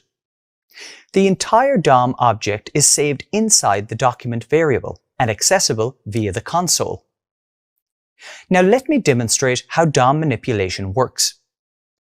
Using the document object model allows us to manipulate live websites. For example, I've opened my browser and loaded the example.com webpage from the internet. I want to add a heading 2 HTML element to this webpage using the DOM. Once again, I have the developer tools open in the window to the right, and the console tab is active. It's important to remember that any changes I make to the DOM are relative to my browser's local copy of the webpage. I'm not updating the content of the live website, so don't worry, you are not going to break it. If I reload the web page, all changes I make to the DOM will be lost, as it will reset to the page that was downloaded from the server. Okay, so in order to create my heading 2, I need to update the document object. To do this, I type document dot and then the method createElement. Then, inside the open and close parenthesis, I type the name of the HTML element that I want to create, which is wrapped around single quotes. What I am doing here is passing the tag names as a JavaScript string. Finally, I'm going to assign this statement to a const variable. So, I type const h2 and then the assignment operator. I press enter, and now I have successfully built my h2 element. You may notice that the web page on the left has not been updated with the heading 2. This is because although I now have a h2 element saved in JavaScript's memory, I still need to attach it to the DOM structure. Currently, it's not a part of the document object. Additionally, my h2 element also needs some text. Without it, even after adding the h2 element to the document, there would not be a visible change on the page because the added h2 element, although being a part of the DOM, would have no text inside. In other words, it would be blank. Let's fix these two issues now. First, I'll make some updates to my h2 element. I'll add some attributes and some text using the innerText method. I can run this on my h2 variable. I type h2.innerText and then assign a string with a value of this is an h2 heading. Next, I want my heading 2 element to have an ID and a class HTML attribute. To do this, I need to use the setAttribute method. So I type h2.setAttribute, which takes two parameters. The first one is the attribute's name, which is ID, and then the value of the attribute. For this example, I'll name it subheading and press enter. Notice that inside the parenthesis, the name and the value are wrapped in single quotes and separated by a comma. Next, I need to use the setAttribute method again, this time for the class attribute. I've pasted the same line of code and now I just need to change the word ID to class. And for the value, I change this to secondary and press enter. Finally, I'm ready to append my h2 object to the DOM. First, I can test that my code is correct by typing h2 and noticing the HTML structure's output. This looks good to me, so let's add it to the DOM. I need to run the append child method on the document body to do this. So now I type document.body.append child, and inside the parenthesis, I place my HTML structure stored in the variable h2. Success! My object is appended to the body of this web page, and the heading 2 text displays in the browser. You should now be able to explain the basics of DOM manipulation and use some of the most common DOM manipulation methods. One of the most powerful features of JavaScript is DOM manipulation. For example, you can click on a button and change the color of some text or even display a pop-up message. Essentially, you're dynamically updating the HTML content in real time. To do this, you must be able to locate the objects in your HTML document that you want to manipulate. In this video, I'll guide you through how to use selectors in JavaScript to quickly find specific objects in a document. JavaScript selectors work with the document object, which you can access by typing the keyword document. This returns the web page stored in the browser's memory, known as the document object model, or DOM. Alternatively, I can run a console log on the document keyword to get the same result. Let's start locating specific elements inside the document object using the query selector method. For example, I know this page contains two HTML paragraph elements. To access the first one, I type document.querySelector, then in single quotes inside of the parentheses, I type the letter P. When I press enter to run the command, it returns the first P element. I can then expand this to view the paragraph text contained within. This method can be used with other HTML elements such as the anchor tag. If I run the same command with the letter A, I get back the first anchor element on the page. There is a very similarly named JavaScript selector that allows me to get all the matches from a web page. It's the querySelectorAll method. To demonstrate this, I type document.querySelectorAll. Inside the parentheses, I pass the P letter as a string, and indeed I get back a result that shows that there are two paragraph tags on this page. Another useful JavaScript selector is getElementById, which can find objects in the DOM that match a specified HTML ID attribute. For example, let's say we want to find something on this page with the ID of heading. I type document.getElementById and then the string heading in parentheses. I press enter and notice that an h1 element is returned assigned with the HTML ID attribute value of heading. Next, let's use a similar method that returns an element based on a specified class name rather than ID. We can do this by calling document.getElementsByClassName. I type document.getElementsByClassName and then the string txt in parentheses.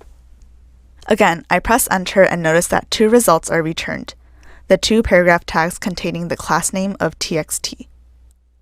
If you are a beginner on your journey with JavaScript, it is important to note that the word element is singular for ID and plural for class name.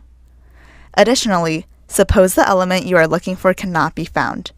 In that case, you will be returned null for IDs and empty collection represented by square brackets for class names. In this video, you learned how to use JavaScript selectors to speed up the process of finding specific objects in a document. Let's say you are using a web page on your computer and you click a button, or you tap the like icon on a friend's picture on your phone. In JavaScript, the button click and the like icon tap are examples of user-triggered events. Events are happening all the time. You can use JavaScript code to listen for these events. You can even choose the parts of the page on which you are listening for events. Let me describe an example. You might want to listen for a click event on an Add to Cart button. Once you capture such an event, you might want to run some JavaScript code. For example, I can add a circle with the number 1 on it next to the shopping cart icon to indicate that there is now one item in the shopping cart. If the same event gets triggered or fired again, our event handling code then handles the event by updating the count in the circle next to the shopping cart icon. The circle then displays the number 2 to indicate that there are 2 items in the cart. In JavaScript, the function that handles captured events is known as the event handler. Let me demonstrate how to listen for an event by using the addEventListener method. Okay, so I'm back in the console here, and let me demonstrate 2 ways to set up an event listener for HTML elements on a web page. One of the easiest ways to listen for an event is to use the addEventListener method. You can do that on a given HTML element. For example, suppose I want to listen to the click event on the body of this example website. First, I need to get a reference to the body element where we want to listen to this event. In the console of the browser developer tools, I type document.querySelector and then the name of the element inside of the parenthesis. For this example, it's body, and I enclose it with single quotes. Next, I want to assign the body object to a variable. So I type const target equals to assign the body object to the target variable. I've named this variable target because it's the target of our click event. Now I can create a function that will be run when this target is clicked. So I type function handle click, and then in the function body I console log the string clicked the body. The next step is to run the addEventListener method on the target element. So I type target.addEventListener. Then inside the parenthesis I pass it two arguments. The first is the event type click as a string value, and the second is my handle click function.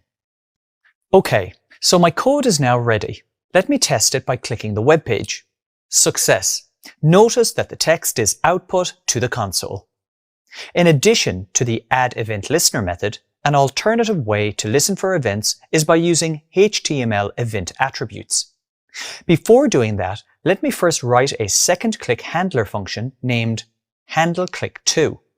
Once again, I console log a string inside the function body. This time, it will output the phrase clicked the heading. Next, I need to open the Elements panel of the developer tools and expand the view for the div element.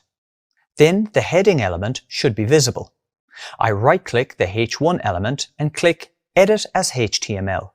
Then after the H1, I create the attribute by typing onClick equals, followed by my function name, handleClick2, with a pair of parentheses at the end.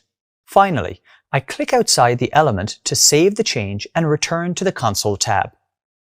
Notice that when I now click on the heading in the web page, the phrase clicked the heading and clicked the body is output to the console. Basically, this single click has triggered two different event listeners, but notice that if I click outside of the heading, it only triggers the event listener that listens for clicks on the entire body element. In this video, you learned how to write an event listener using the addEventListener method, as well as by writing a function directly as a HTML event attribute. Great work! In this video, I'll help you learn to convert a JSON string to a regular JavaScript object and vice versa. If you type a piece of JSON code into your browser's console, it should not produce any errors. For example, a JSON string with one property named greeting that contains the value of the string hello. If I run this code, I get back the same result. It's worth remembering that JSON is basically just an object represented in the form of a string. It has some specific formatting, but it's a string nonetheless. So to work with JSON, it is common to convert it back to a JavaScript object to work with its properties and methods. To do this, you need to use the global built-in JSON object and its parse method. Let me demonstrate this now. First, I will assign the JSON string to a variable named JSON_str using the const keyword. Next, I'll run the JSON parse method on this variable by typing json.parse and then JSON_str inside the parentheses. I press enter and notice that a regular JavaScript object is returned. I want to save this object as a variable, so I assign the JSON parse method to a variable named aplaneobj using the const keyword. Okay, so now that my JSON string is stored in a regular JavaScript object, I can manipulate it just like any other JavaScript object. Let me demonstrate this now by reassigning the value of the greeting property. I type the object name, followed by a dot, and then the object property equals hi. Press enter and notice that the word hi is output. I can confirm this by inspecting the object and notice that its structure has been updated. Okay, that's how you convert a JSON string to a JavaScript object. You can also go the other way and convert a regular object to a JSON string using the stringify method of the JSON object. Let me demonstrate this now. For example, let's start by declaring an object named data and assign it some properties and values. To run the JSON stringify method on this object, I type json.stringify and place the object's name inside the parentheses. The result is a JSON string. Notice that both the object's keys and its values are double-quoted strings in the JSON syntax. It's important to remember that while plain JavaScript objects can hold functions, JSON strings cannot. Another limitation is that valid JSON doesn't allow the use of JavaScript comments. Also, when you stringify a JavaScript object containing a method, that method will be excluded from the stringify operation. In this video, you've learned how to convert a JSON string to a JavaScript object with the parse method, and how to convert a JavaScript object to a JSON string using the stringify method. If you work with retrieving data from APIs, converting the JSON strings to JavaScript objects will be a standard workflow. You can then easily access the object's properties programmatically. This is a vital tool in your tool belt, and I encourage you to practice this. You've reached the end of this module on programming paradigms. Great work. During this module, you explored the core features of functional programming and object-oriented programming. Let's review the module by summarizing the major items you encountered. The various styles of computer languages are known as programming paradigms. Having studied programming paradigms in this module, you should be able to describe functional programming and how it can be used to solve a problem by separating data from functions. Having explored functional programming, you moved on to another popular paradigm, object-oriented programming, often referred to as OOP. You discovered how OOP differs from functional programming, and you studied object-oriented programming principles. In programming, scope determines which parts of the code are accessible and which parts are inaccessible. You learned how the scope of variables changes when you use the keyword var in ES5 JavaScript, and when you use the keywords let and const in ES6 JavaScript. You should now be familiar with how the scope chain works in JavaScript, and you should also now be able to identify how some of the different types of scope work, including global and local. Much of the development work in JavaScript involves building objects. Classes are essentially a blueprint that you can repeatedly use to build new objects. You can also pass parameters to the class methods and then use them the same as with regular functions. Constructors tell JavaScript how you want your objects to be built. You should now be able to utilize constructors on built-in JavaScript objects. And you learned that inheritance exists in JavaScript, and the inheritance model revolves around the prototype. Additionally, you explored how JavaScript code uses modern features like spread, REST, template strings, and modules. You built code that manipulates the DOM and handles events. And finally, you used JSON in JavaScript. That was a lot to cover, but you should now be more familiar with programming paradigms in JavaScript. Great work. In 1886, the first internal combustion engine-powered car was invented by Carl Benz. Soon, there were many cars that used the combustion engine. Airplanes, motorbikes, and boats followed shortly after. People's ingenuity led to using the combustion engine in places that the inventor might not have imagined. The same happened to JavaScript.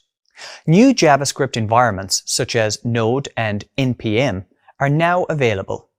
JavaScript's home is in the browser. That's the environment in which it was used for several years. Essentially, it was a front-end only language. Then, in 2009, a developer named Ryan Dahl decided to use Google's JavaScript V8 engine and make it work on the server. It's not always easy being an innovator.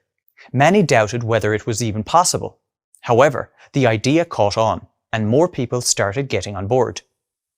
This is how Node.js was born, and how JavaScript became a language for both front-end and back-end.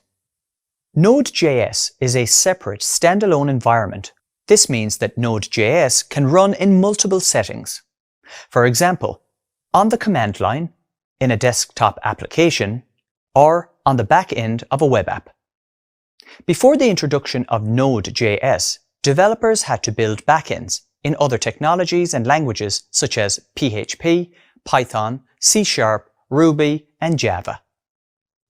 After Node.js became available, it was possible to use JavaScript on the backend or on the server side. This means that today you can write full-stack JavaScript programs. In other words, you can write JavaScript on the client and on the server. Node.js comes with a package manager called npm which stands for Node Package Manager. The Package Manager allows you to use a large number of libraries and frameworks as Node.js modules. An npm module is a standalone piece of code that has been published on the npm website. Sometimes an npm module is also referred to as an npm package. Okay, so now that you've learned about Node.js, you may be wondering how you can use it locally. Node.js and npm are either pre-installed on your machine or you need to install them. Once installed, you can interact with Node.js and npm from the command line. For example, you can run the node command inside your computer's command line. This is also called a shell or a terminal. In the same way, you can run the npm command. You may be wondering why you need to run those commands. Well, this is because you use the node command to run a JavaScript file or to directly execute JavaScript code. You use the npm command to install any node module from the npm repository. For example, you could install the module named lowercase. Once installed, you can import this module and use its functions to transform strings to lowercase in your code. When you want to start a new project, first open a folder on your machine where you want to place your project files. Then run the npm command. These projects can be different shapes and sizes, but they all have at least one thing in common: the package.json file that gets created after you run the npm command. The package.json file holds all the instructions on all the node modules that are pulled from the npm repository of open source modules. There are about 11 million modules in the npm repository. It means that you can get thousands of hours worth of other developers' coding by running the npm install command and adding the package name. Examples of libraries you can install include React, Webpack, Bootstrap, and Angular Core. The package.json file updates when you install a new package. It keeps track of everything you need to have installed in your project. This makes such projects easily portable. For example, if you have built a project with a specific number of different node packages, they are all listed inside the package.json file. All you need to do is share this file with, for example, your coworkers. They can have the exact same setup on their machines, simply by running the command npm install. This install command reads the contents of the package.json and installs all the necessary packages, also referred to as dependencies. Sometimes dependencies also come with their own dependencies. It often happens that when you run the npm install command, several hundred megabytes worth of node packages get installed into your project, under the node modules folder. In this video, you learned about the origins of Node.js. You should also be able to describe what Node.js and npm are, and how to use the basic node and npm commands on the command line. When you're building something, you want to make sure it works. And you make sure that something works by testing it, right? It's the same with JavaScript code. You need to make sure that your JavaScript code works before you launch it.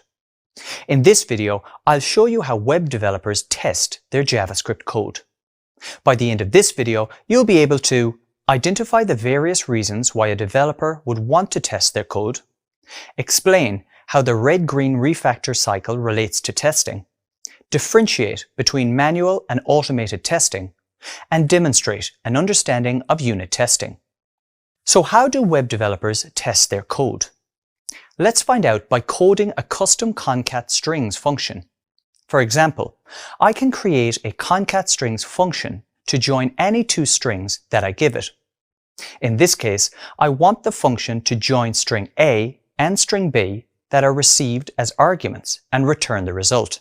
For example, I could write concat strings ABC and then DEF, and the returned result would be ABCDEF.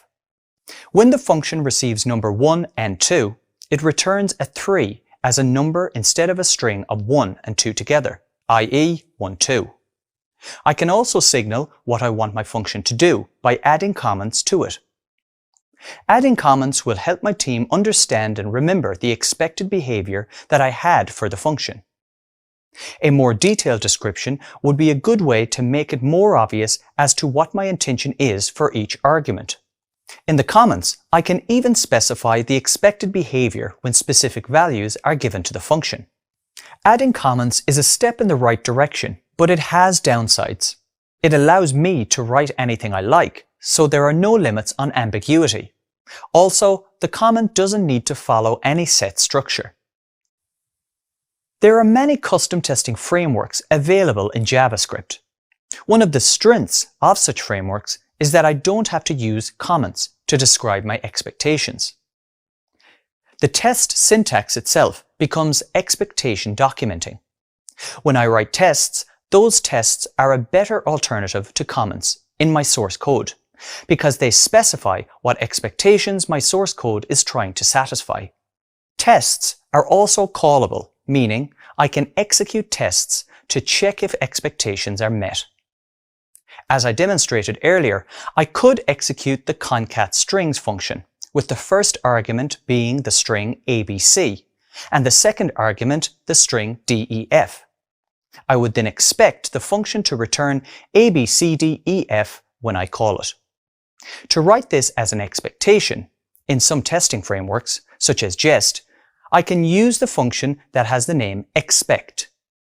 I then pass the call to the concat_strings function with the specific arguments. Then I add the toBe function, which is another testing function, and I pass it the value of what I'm expecting this code to produce. So, I'm essentially stating that I expect the calling concat_strings with ABC and DEF will return the value ABCDEF. Testing in JavaScript lets me verify that the function is behaving in the way I intended. Testing code in this way ensures three things: conciseness, as it's straightforward and to the point, since there are only two function calls to explain what is the expected result; clarity, because you know exactly what argument you're providing; and repeatability, as you can run it again and again with the same arguments each time. Now, I could run multiple function calls using this syntax.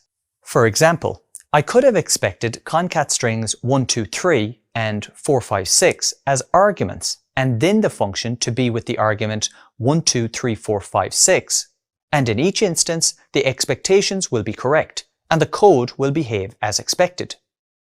In testing terminology, you would say that your tests are passing, but I'm only halfway there because it's still possible for my code to fail an expectation. For example, if I run the expect method and pass it an invocation of the concat_strings function with numbers 1 and 2 as arguments, my expectation of 12 being the result will fail. This is because when I use the plus operator with two values of the number type, it performs the mathematical operation of addition instead of joining the two numbers together to form the number 12, like it would form ABCDEF if I gave it the arguments of ABC and DEF. When tests fail, you say that they are red, and when they pass, you say that they are green. If a test fails, then it's a sign that I need to write the code in such a way that it passes its test.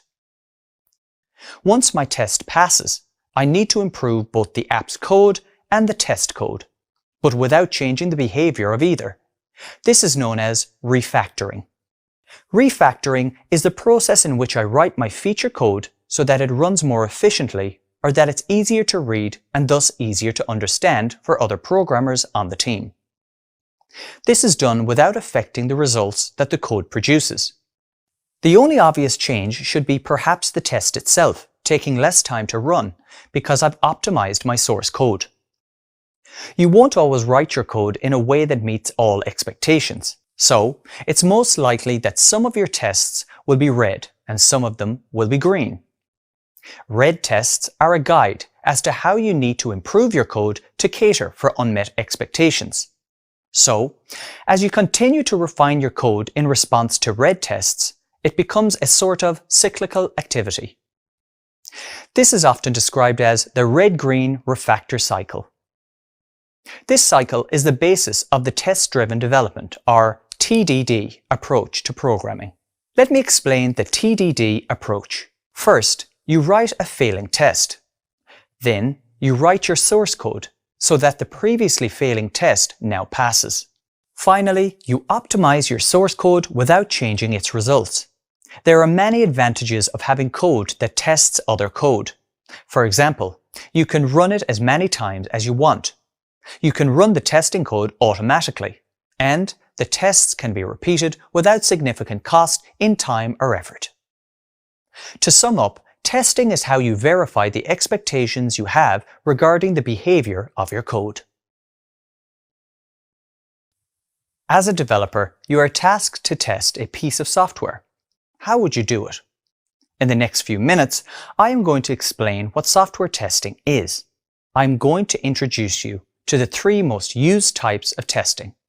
You might say that testing a piece of software at a high level means making sure that it behaves as expected. In any modern software development project, these expectations are recorded as software requirements. There are many aspects of software testing, but for now, let's think of it as the act of confirming that it works, as outlined in the software's requirements. Now that I have a working definition of testing, let's think about how you might approach it. For a UX designer, testing might mean making sure that the website looks and behaves as expected. For a project manager on a software project, testing might mean that a specific piece of software works well with other parts of your system.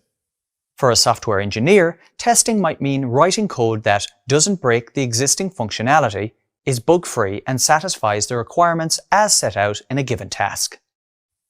Based on what your motivations are, there are several ways that you can test your software projects. Practically, this means that there are different kinds of testing.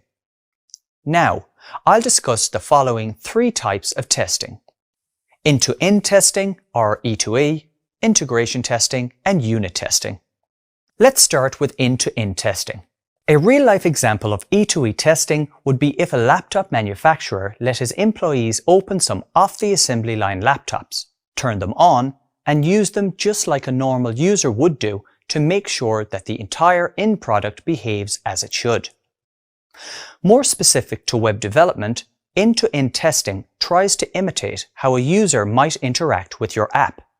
This means that in E2E testing, you need to open your web application in a browser and then test it by interacting with the page the same way a user might interact with it. For example, clicking on the login button or going through the process of adding an item to the shopping cart. In other words, you're testing the entire finished software product from the perspective of the end user. Now here's something you may find interesting. The person testing the app doesn't have to be a developer.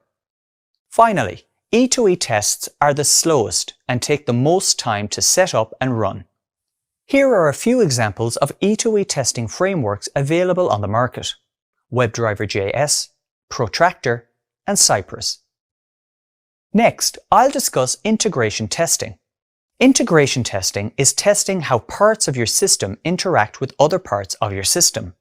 In other words, it's testing how separate parts of your apps work together. Let's explore 2 examples of integration testing software: React Testing Library and Enzyme. Integration tests are faster and cheaper than E2E tests, but not as fast or as cheap as unit testing. What is unit testing? Let's have a look. Unit testing is the process of testing the smallest units of your source code in isolation. A good example of this is functions. A unit is the smallest piece of code that you can test separately from the rest of the app.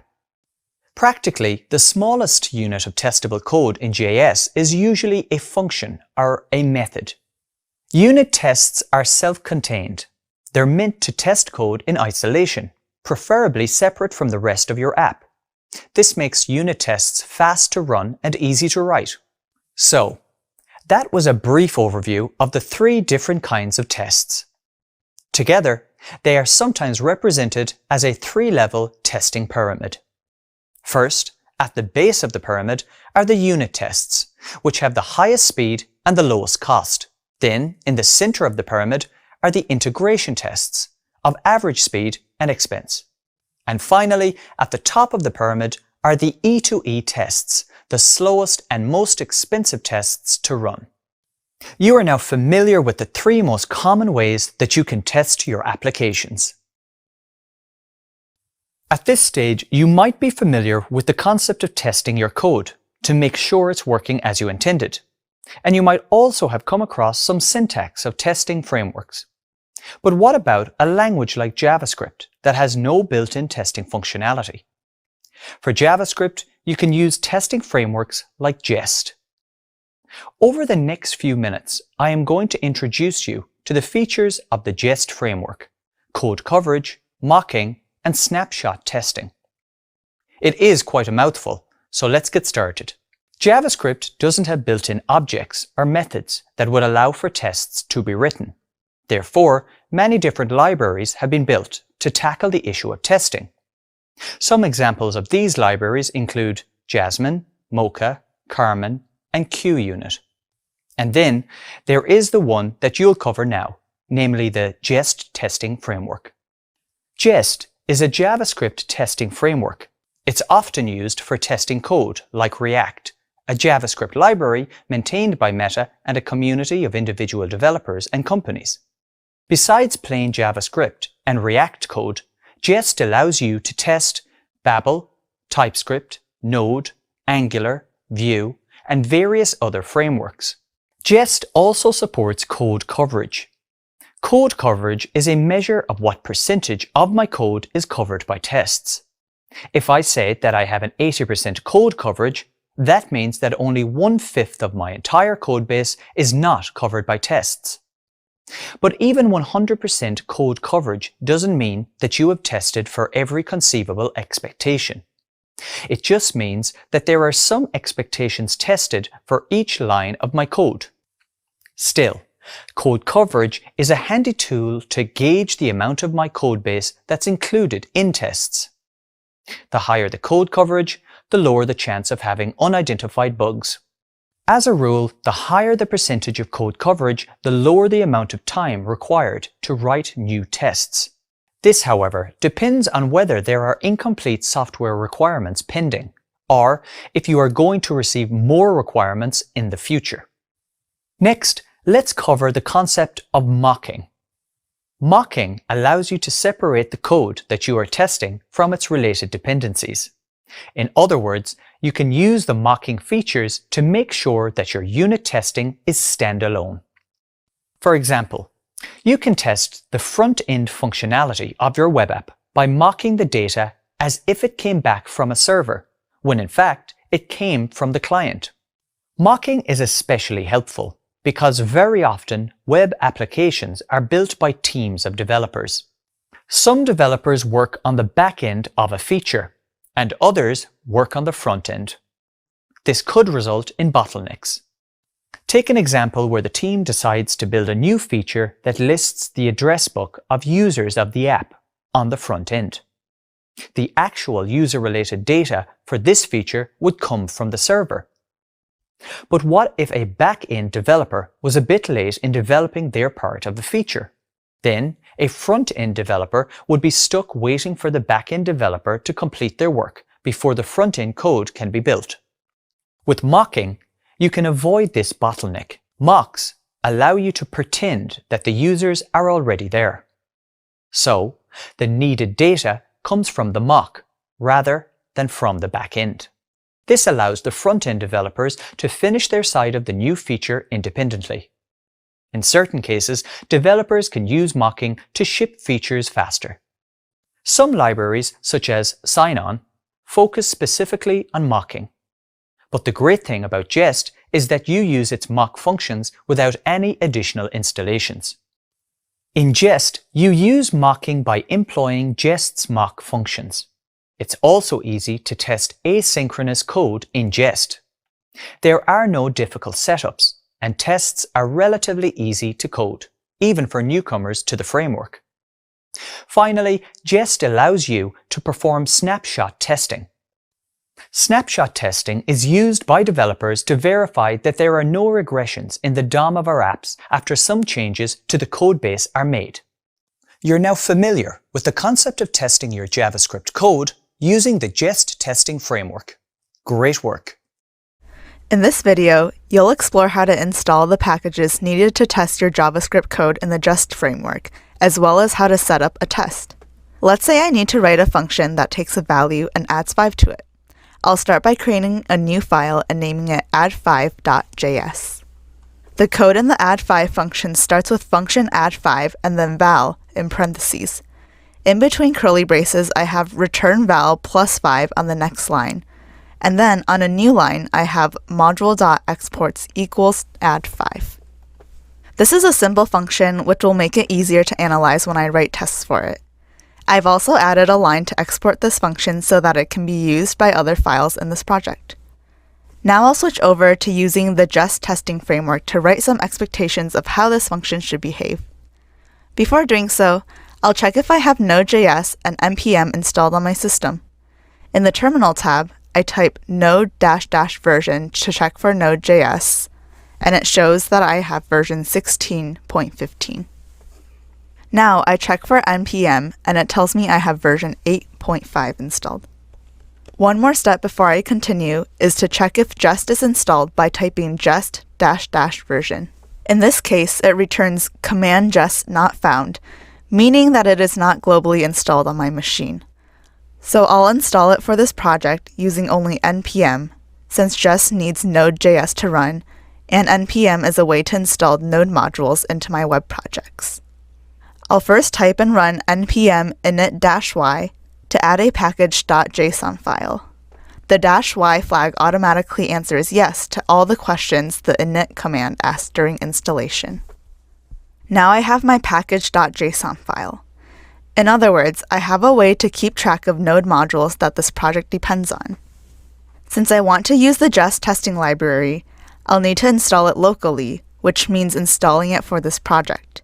So I run npm install --save -dev jest. After a few moments, the package.json file will be updated with the addition of the Jest testing library. I also have a folder called node_modules, which is where the code for all the modules in this project is stored. In the package.json file, I'll need to make a few changes to the script section. In the test entry, I replace the text that is assigned to test with Jest within double quotes and save it. Now when I run the command npm run test, it will run the Jest command in this folder. So what does this Jest command do? It runs tests for the code in my project. Right now, I only have a single file, add5.js, so it makes sense to create a test file for this one JavaScript file. I'll name it add5.test.js. In the naming convention I use, I add the .test just before the .js section of the file's name. To set this file up, I'll first import the exported add5 function by typing const add5 equals require, and then in parentheses, /add5 backtick. The reason for the / is to indicate that the function is in the same folder as the test file, and I've omitted the .js because Node understands what I mean even if I don't use it. So my expectation is that this function returns whatever value I input plus 5. To check, I'll use the test method with a string as a parameter that describes the test. This string will be output in the command line when I run the test, along with the words pass or fail and the function to run when I execute the npm run test command. The function will check if my expectation is correct. The string will be output in the command line when I run the test, along with the words pass or fail, and the function to run when I execute the npm run test command. The function will check if my expectation is correct. So I have test, and as the first argument, I have the string returns the number plus 5, which is what I want to output on the command line when the test is run. Then, as the second argument, I have a function which checks my expectation. I'll save and run the test, and I get back a pass result. In this video, you learned how to ready your system for testing in Jest and how to set up and run a test. Every piece of software is built according to formal or informal requirements. The purpose of the requirements is to explain, in human language, the intricacies of what the piece of software does. So, how do the requirements tie in with the practice of test-driven development? Let me explain. Test-driven development, or TDD for short, is a streamlined process of writing code that will satisfy some requirements. Let's unpack this process a bit. On a high level, a software development team's work consists of the following: receiving requirements which will become a feature of the app that's being developed, writing a failing test for the to-build feature before it gets built, making this failing test pass by coding that given feature.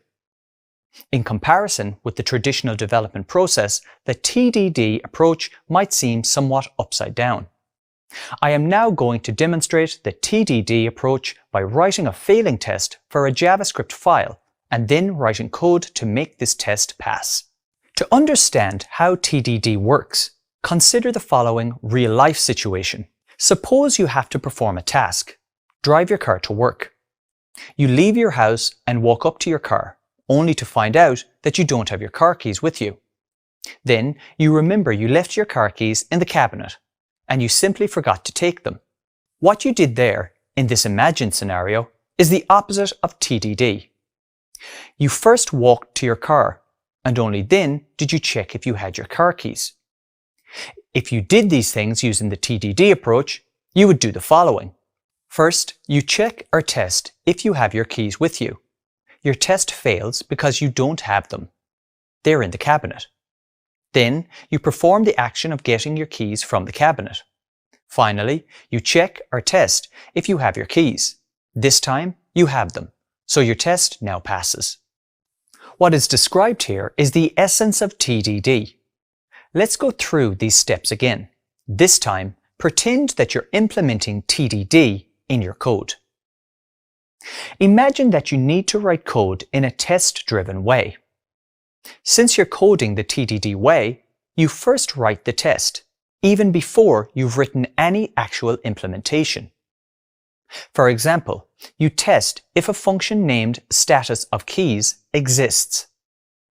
You then use some testing functions from a testing framework. Since you haven't written your source code implementation, the test fails. Next, you run your test. The test fails because there's no status of keys function declared. The logic of your test code is, expect that the function status of keys exists.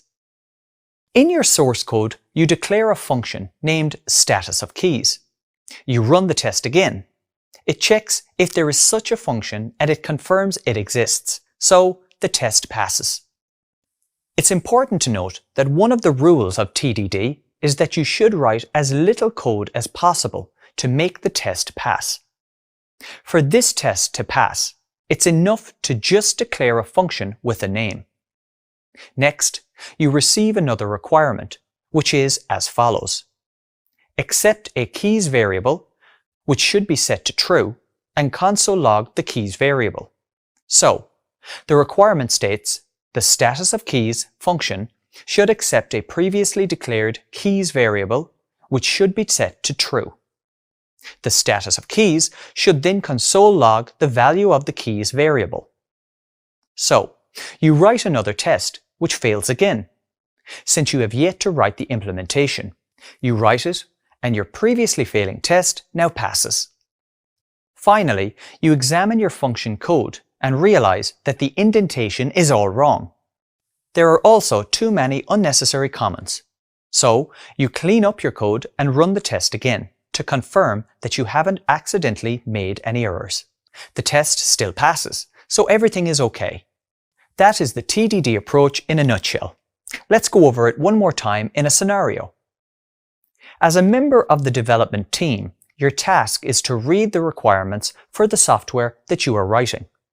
The requirements are passed to you by the project manager. So you get your first task for the day and start coding the TDD way. First, you read the new requirement.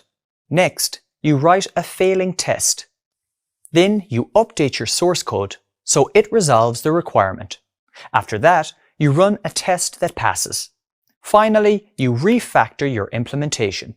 This process is usually explained in 3 words: red, green, refactor. Red represents the failing test. Green, on the other hand, represents the passing test after you make updates to the source code. The refactor represents the final tweaks to the code that don't change implementation details, which can always be confirmed by running another subsequent test. When implemented correctly, TDD brings huge benefits to an organization because it allows for automated testing. In any platform, projects grow bigger over time and become complex. Making sure that all the tests are passing is a strong signal that the current requirement and all the previous requirements for this piece of your app have been delivered successfully, and that nothing is breaking. Test-driven development has many advantages. Here are a few. With TDD, you are minimizing regressions, that is, accidental bugs introduced to old code by coding a new requirement. And you also have proof that your new implementation is not breaking other parts of the app. You can automate these tests easily and thus keep verifying again and again that the system works as expected. You can test your implementations with various inputs, and the tests become a specific kind of documentation for the new members of your team. In this video, you learned how test-driven development, or TDD, works. You also covered the steps involved in the TDD approach, and that it is implemented in red-green refactor cycles. You've completed the Testing and Compatibility module. Well done. In this module, you got an introduction to code testing. This was an insight into how web developers test their JavaScript code. During this module, you explored the importance of testing, and you examined JavaScript testing methods. Let's finish up now with a recap of the material included in this module and summarize the content by focusing on the key learning points. The history of the development of the JavaScript language was outlined, and you learned that today it is possible to write full-stack programs with JavaScript. You should now know how to describe what Node.js and npm are, and install and set up Node.js and npm. In any development environment, you need to check that your code works properly before you move to the next phase of its development, or release a completed program to users.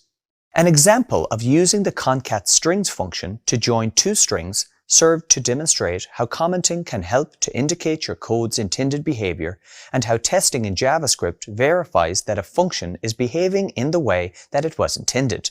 Having completed that section of the module, you should now be able to identify reasons why a developer would want to test their code, differentiate between manual and automated testing, identify and describe the 3 different kinds of testing, and explore the features available to web developers within the Jest framework.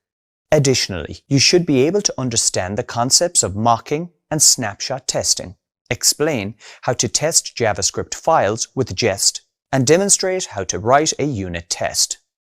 You've put a tremendous effort into getting this far and gained some critical skills by learning about the need for code testing. You've also explored various methods used for JavaScript testing. Great work. You've completed another key part of your software development education. Keep the learning momentum going and be sure to join me for the next module.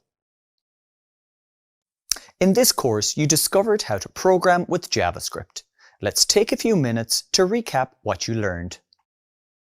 In the opening module, you discovered real-world applications of JavaScript and uncovered possible job opportunities. You also learned how to install VS Code on Windows so that you could code in JS. You then learned about the importance of JavaScript in programming and the different libraries used by JavaScript developers. As you progressed through the lesson, you encountered key concepts in JavaScript. By engaging with these concepts, you discovered how to identify and declare variables, differentiate between data types, and recognize math and logical operators. You also learned how to perform basic arithmetic using the number data type and utilize strings and Booleans. In the next lesson, you explored conditionals and loops. During your exploration of these concepts, you learned how to script different forms of JavaScript conditional statements and work with different types of loops, such as for, while, and nested. In Module 2, you explored the building blocks of a program. You began this module with a lesson on arrays, objects, and functions. During this lesson, you learned how to explain the purpose of functions and describe their benefits, outline the process for building an array and accessing its contents, and you now understand the array characteristics and concatenation operators of strings. And you can now also build and call functions, create custom objects, explain how math objects work, and interact with arrays and objects.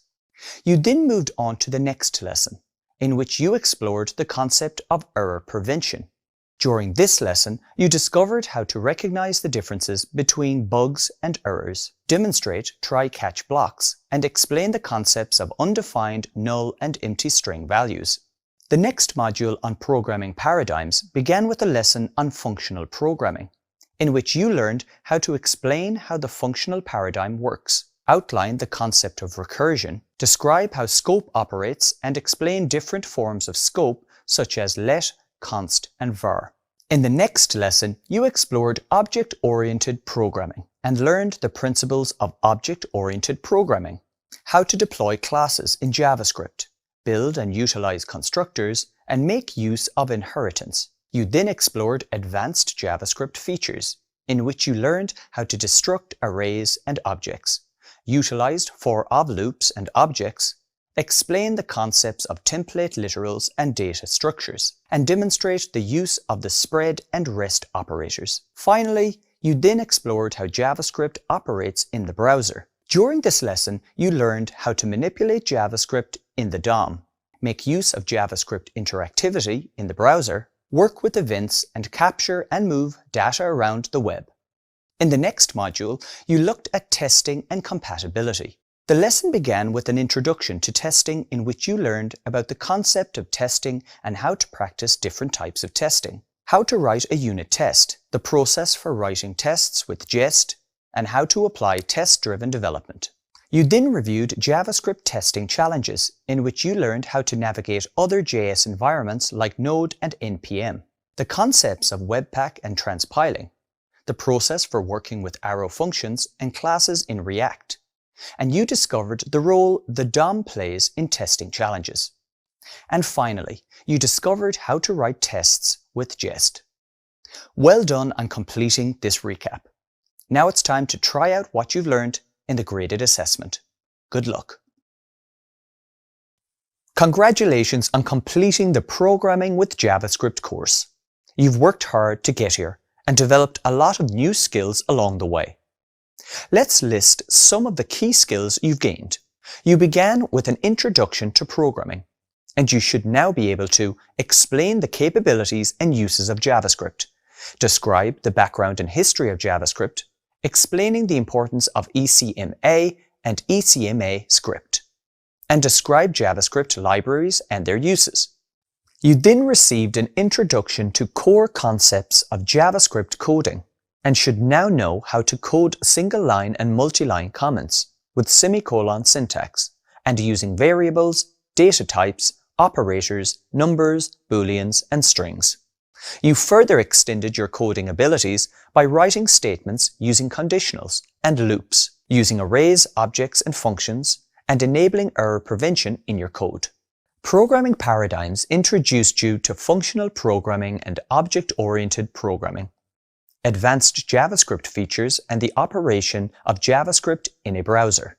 And finally, with testing and compatibility, you discovered the purpose of testing, explored types of testing, and studied JavaScript testing challenges and testing with Jest.